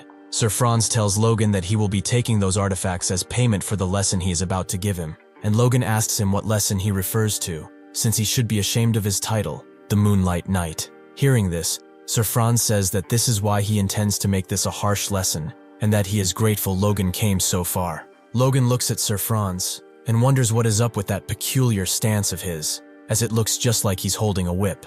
Sir Franz then starts using his force, attacking Logan. It appears that his force blade can actually move like a whip, which leaves Logan stunned. Blocking his attacks, Logan says they are relentless, and that he has been using his force blade since earlier, but it isn't working, so he doesn't know how long he can withstand it. Now that it has come to this, Logan must use everything he has got. Logan charges his aura, and manages to attack Sir Franz back. To no use, however, as Logan didn't feel any impact from the attack, even though he has used the first and second forms of the divine sword. Logan then notices something. In an instant, he does a black flip. Thanks to that, he manages to dodge one of Sir Franz's attacks. And as Sir Franz rises from the ground, Logan says that this attack was pretty close, and that he would have died if he wore it to let his guard down. Seeing Logan's dexterity, Sir Franz asks Logan how he manages to dodge his attacks, as it can't all be the artifact's doing, and asks if those were the secret arts of the Sword Duke. Logan, however, doesn't seem to be interested in what Franz says, and thinks that he is still standing, so his attack wasn't good enough. He thinks that if he wouldn't have had those amplified abilities thanks to the boots of the Wind God, he would have taken that attack just head on. Therefore, he is just not strong enough to take on someone like Sir Franz yet. but doing this well against an advanced knight is decent. Logan then goes on to answer Sir Franz's question from earlier, telling him that he wasn't using any secret arts. He tells Franz to give him a moment, and he will show him a secret technique. Logan says that he is still a little unproficient with it, and Sir Franz tells him to go ahead, and that he will wait. Seeing this, Logan thinks that an arrogant man like him being excited as well makes things easier. In the end, all Logan can do now is believe in this secret art he has barely grasped even after a month of spending time as a high-ranking knight. Logan charges his aura, concentrating on his sword. He thinks that if he loses now, he won't just lose Lux and the boots, but Sir Franz will also make sure Logan will lose the ability to ever hold a sword again, so he must get a grip on things. He opens his eyes and says that now is the time. Just as he does that, it appears that Sir Franz is attacking. He screams at Logan, saying that he trusts his enemy too easily. Just before Sir Franz drives his sword through Logan's heart, something happens. Everything explodes around them. Seeing this, Sir Franz says that with this much impact, even Logan couldn't have escaped. However, Sir Franz didn't account for how strong Logan can actually be. With all his might, he has managed to conjure an aura blade. This is the third form of the divine sword secrets, and Logan is prepared to strike Sir Franz down with it. And seeing this, Sir Franz realizes he is actually in danger. The impact of the attack is great. Seeing the destruction and the flames, the knights that came with Sir Franz start looking for him. It appears that he is on the ground, coughing blood. He has managed to dodge the attack. However, he says it would have been better to die alongside Logan than go back defeated. Logan left on horseback, thinking how he let his guard down. He thinks back to the moment Sir Franz came at him while he was charging the third style. He saw the coin-sized hole pierce through his right chest, which must have been from the rippling divine. His excited expression and all that chatter was just for show, but Logan was unable to look through all of that. At least he knows one thing for sure. With his skills and treasures, he can definitely defeat a high-ranking advanced knight. He wants to say how that alone is worth a lot, but it appears he's going to fall from his horse. He remained on the ground and the horse kept going. At the McLain estate, Rick and Dwayne are stunned to see Logan. They ask what has happened to him, and he tells them that he has fallen from his horse. Logan's return caused quite a fuss in the McLain household. After all, the heir who returned from Bifrost after 2 weeks looked completely disheveled. There wasn't enough proof to file a formal complaint to the Bifrost, and they might try to pick a fight under the pretense of defamation, so this incident was put to rest. However, Patrick is ashamed, telling Logan that he is enduring all of these hardships because their family lacks power, and that he cannot even bear to look at Logan's face. Logan tells his father that they will be able to pay them back soon, but for that he needs to reorganize their forces.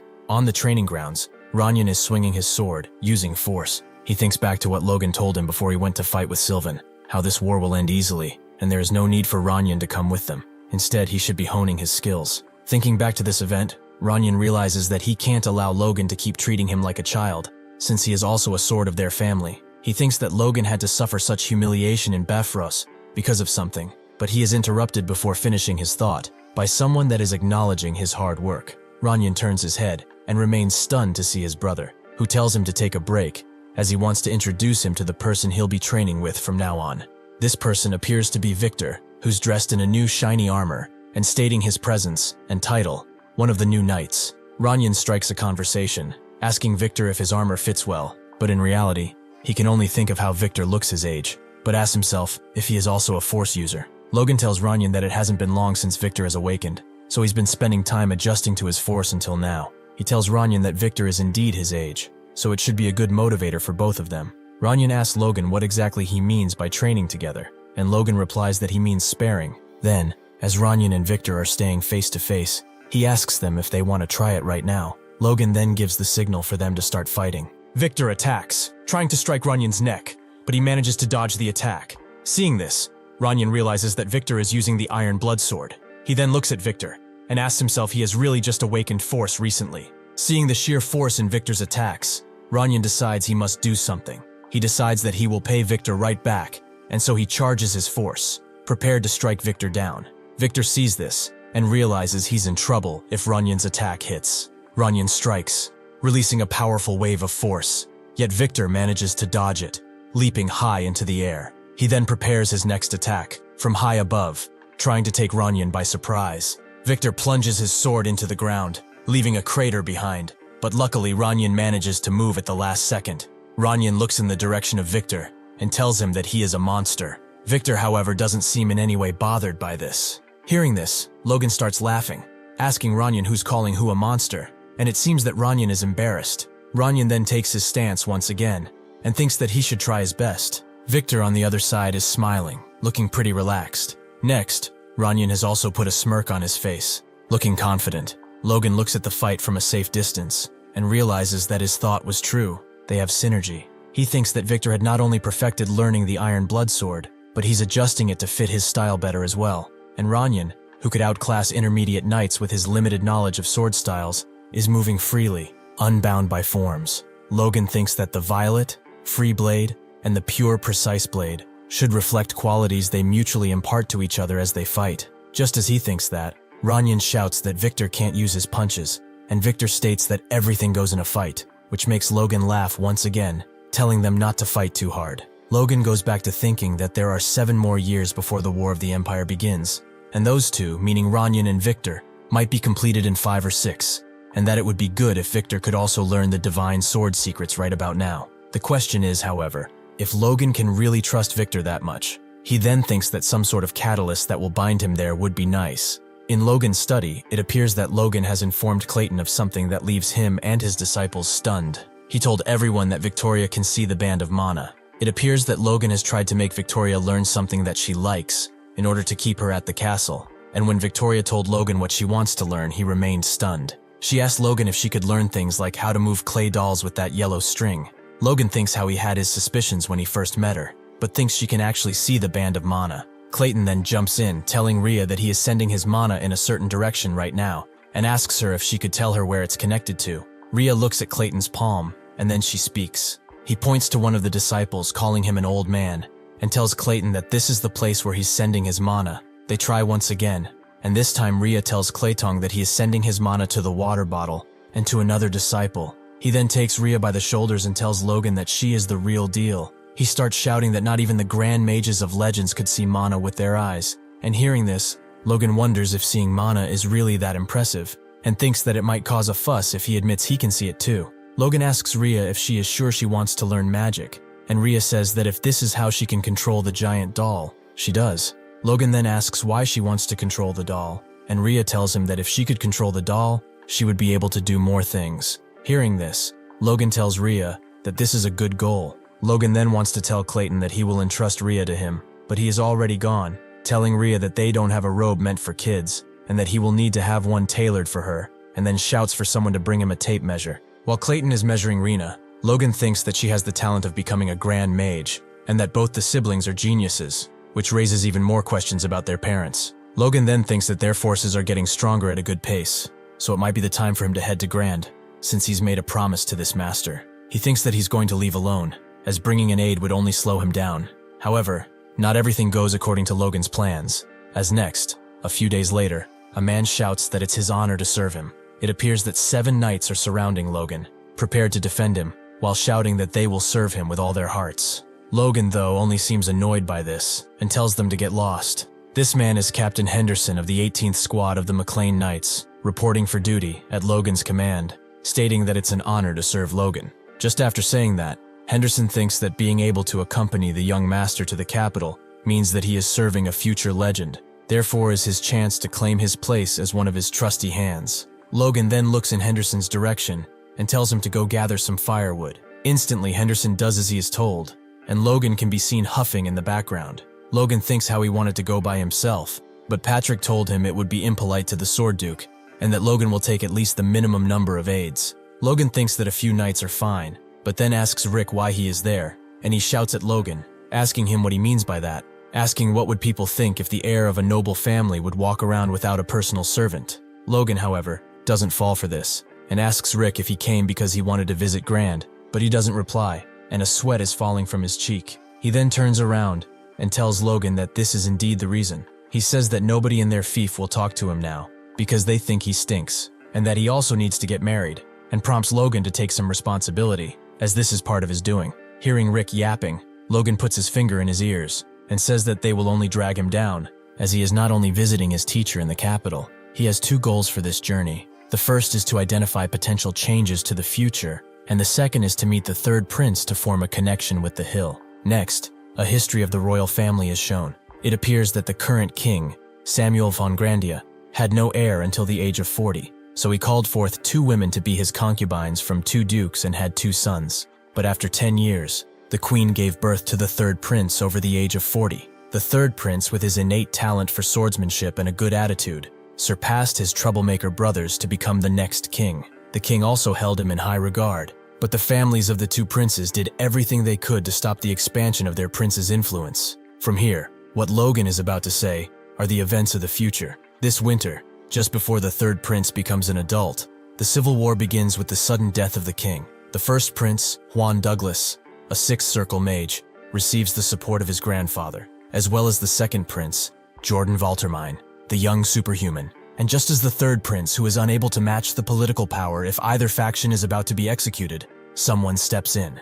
This is Felix, saying that is the will of the king for the 3rd prince to live, and if the 2nd prince will spare his life, Felix shall be the newfound king's blade. The most prominent of neutral nobles gave a statement that has managed to save the prince's life. Logan thinks that after that, the 3rd prince gained the upper hand, but drove the country to ruin over the next 5 years, until the Empire attacked. That king used Ranian as bait during the war with the Empire. Therefore, Logan's goal is to never allow that man to become king. He thinks that the 2nd prince is cut from the same cloth as his brother, and he needs to see with his own eyes if the 3rd prince is worthy of becoming the king. While he thinks that, a man states that his identity has been verified, and that he can access the castle now. Inside the castle's grounds, Logan's servants are stunned to see the grandeur of the place. Rick, on the other hand, seems to be more preoccupied with one of the maids passing through. He then goes to Logan and asks if he doesn't think that him getting things going with the Duke's maid would benefit his family, and then asks Logan if he could help him to get closer to that maid.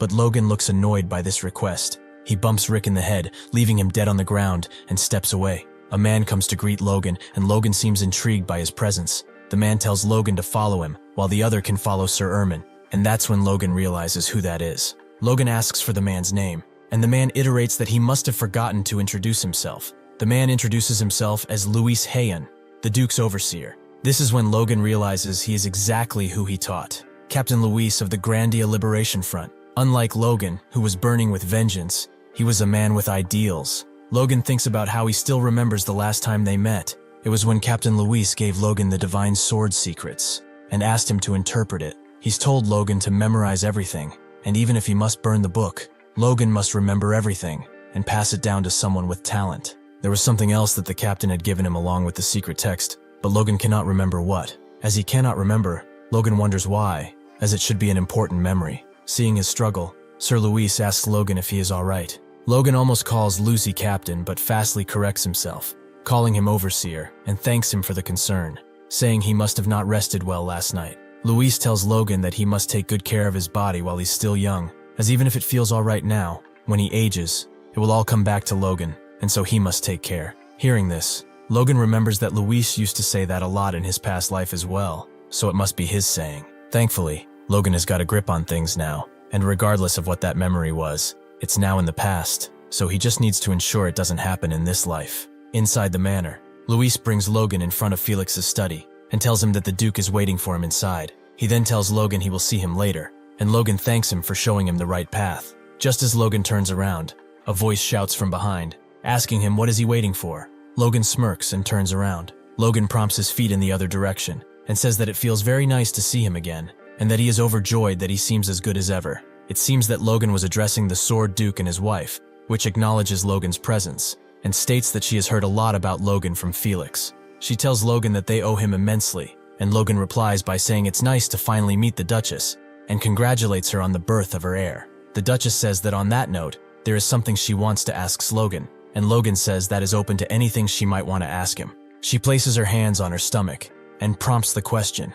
She asks Logan if he could choose the name of the baby for them, and Logan remains stunned when hearing this. Felix steps in and says that he and the Duchess have been discussing it for quite some time now, and it's all thanks to Logan, so they wish for Logan to choose the name of the child. He then rhetorically asks if Logan is going to refuse this proposal, but Logan is still speechless. Logan then thinks about how a name decides and illuminates the path a child is to walk. This is the belief the people of Grandia have held since ancient times. Nobles seek out well-respected individuals the moment their children are born to name them. They even hold feasts in celebration of their children's names. But to leave such an important task on Logan is something else. They've only met twice, and he can see that he and the Duke have had a significant influence on each other's lives. Logan thinks that it's a heavy responsibility, but he sees no reason to refuse, and so Logan states that it would be an honor for him. Hearing this, both Felix and the Duchess are overjoyed and thank Logan. Felix then tells the Duchess to go get some rest, as he has told her already that there is no need for her to strain herself since she is with child. But the Duchess says there are still manners to be had, and that this is a request. Looking back, Felix says that this is still beneficial for Logan, thinking that the one who named the Sword Duke's child would be a good title for Logan. Felix then manages to get his wife out of the room, and as he leans on the closed wooden door, he says that he is not that good with words. He then tells Logan that they should talk about their bodies, but Logan doesn't understand what he means by that. Felix looks at Logan and tells that he is surprised by how quickly his level has risen, and all in such a short time. He then tells Logan that he wants to see how strong he is now. Inside the training grounds, Felix and Logan are once again facing each other, prepared to fight. Logan leaps forward, prepared to attack Felix with all he has. In an instant, however, Felix dodges the attack and gets right behind Logan, prepared to counterattack. Seeing this, Logan huffs and turns his head around. He redirects his attack,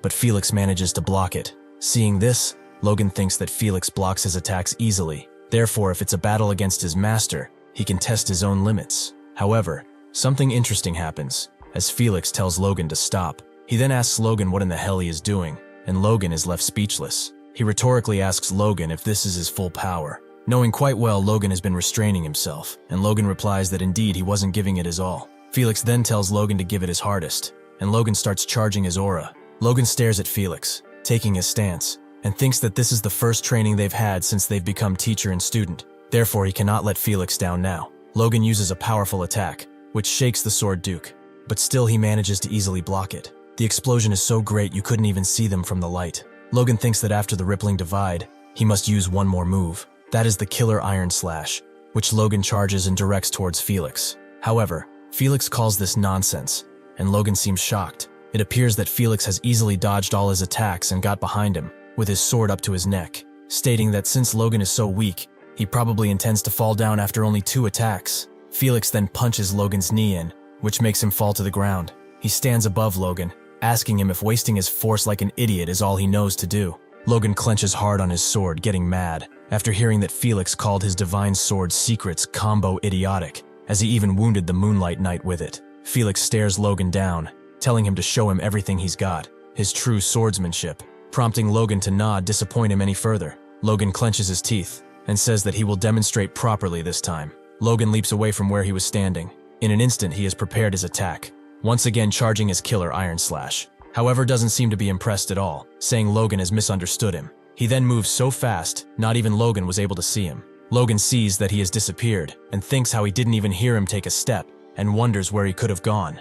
The next instant, Felix appears behind Logan, stating his position, and prepares to strike Logan down, leaving Logan to tremble in fear. Logan turns his head around in shock, but it is too late. Felix uses the handle of his sword to punch Logan in the face. Logan is downed instantly. Next, it appears that Felix and Logan are still sparring, with Logan trying to attack Felix once again. To no extent though, as Felix disarms Logan with ease. Logan is left with no sword in his hand, and probably a sprang wrist. Felix stares Logan down, asking if he really calls that swordsmanship, and if he is even really trying. Logan can't understand what Felix really wants continuously going on about swordsmanship. Felix tells Logan that he might have made gains in sheer power since they've met, but his swordsmanship is unchanged, or actually, it has worsened. Felix then turns his back towards Logan and tells him that his fundamentals have broken.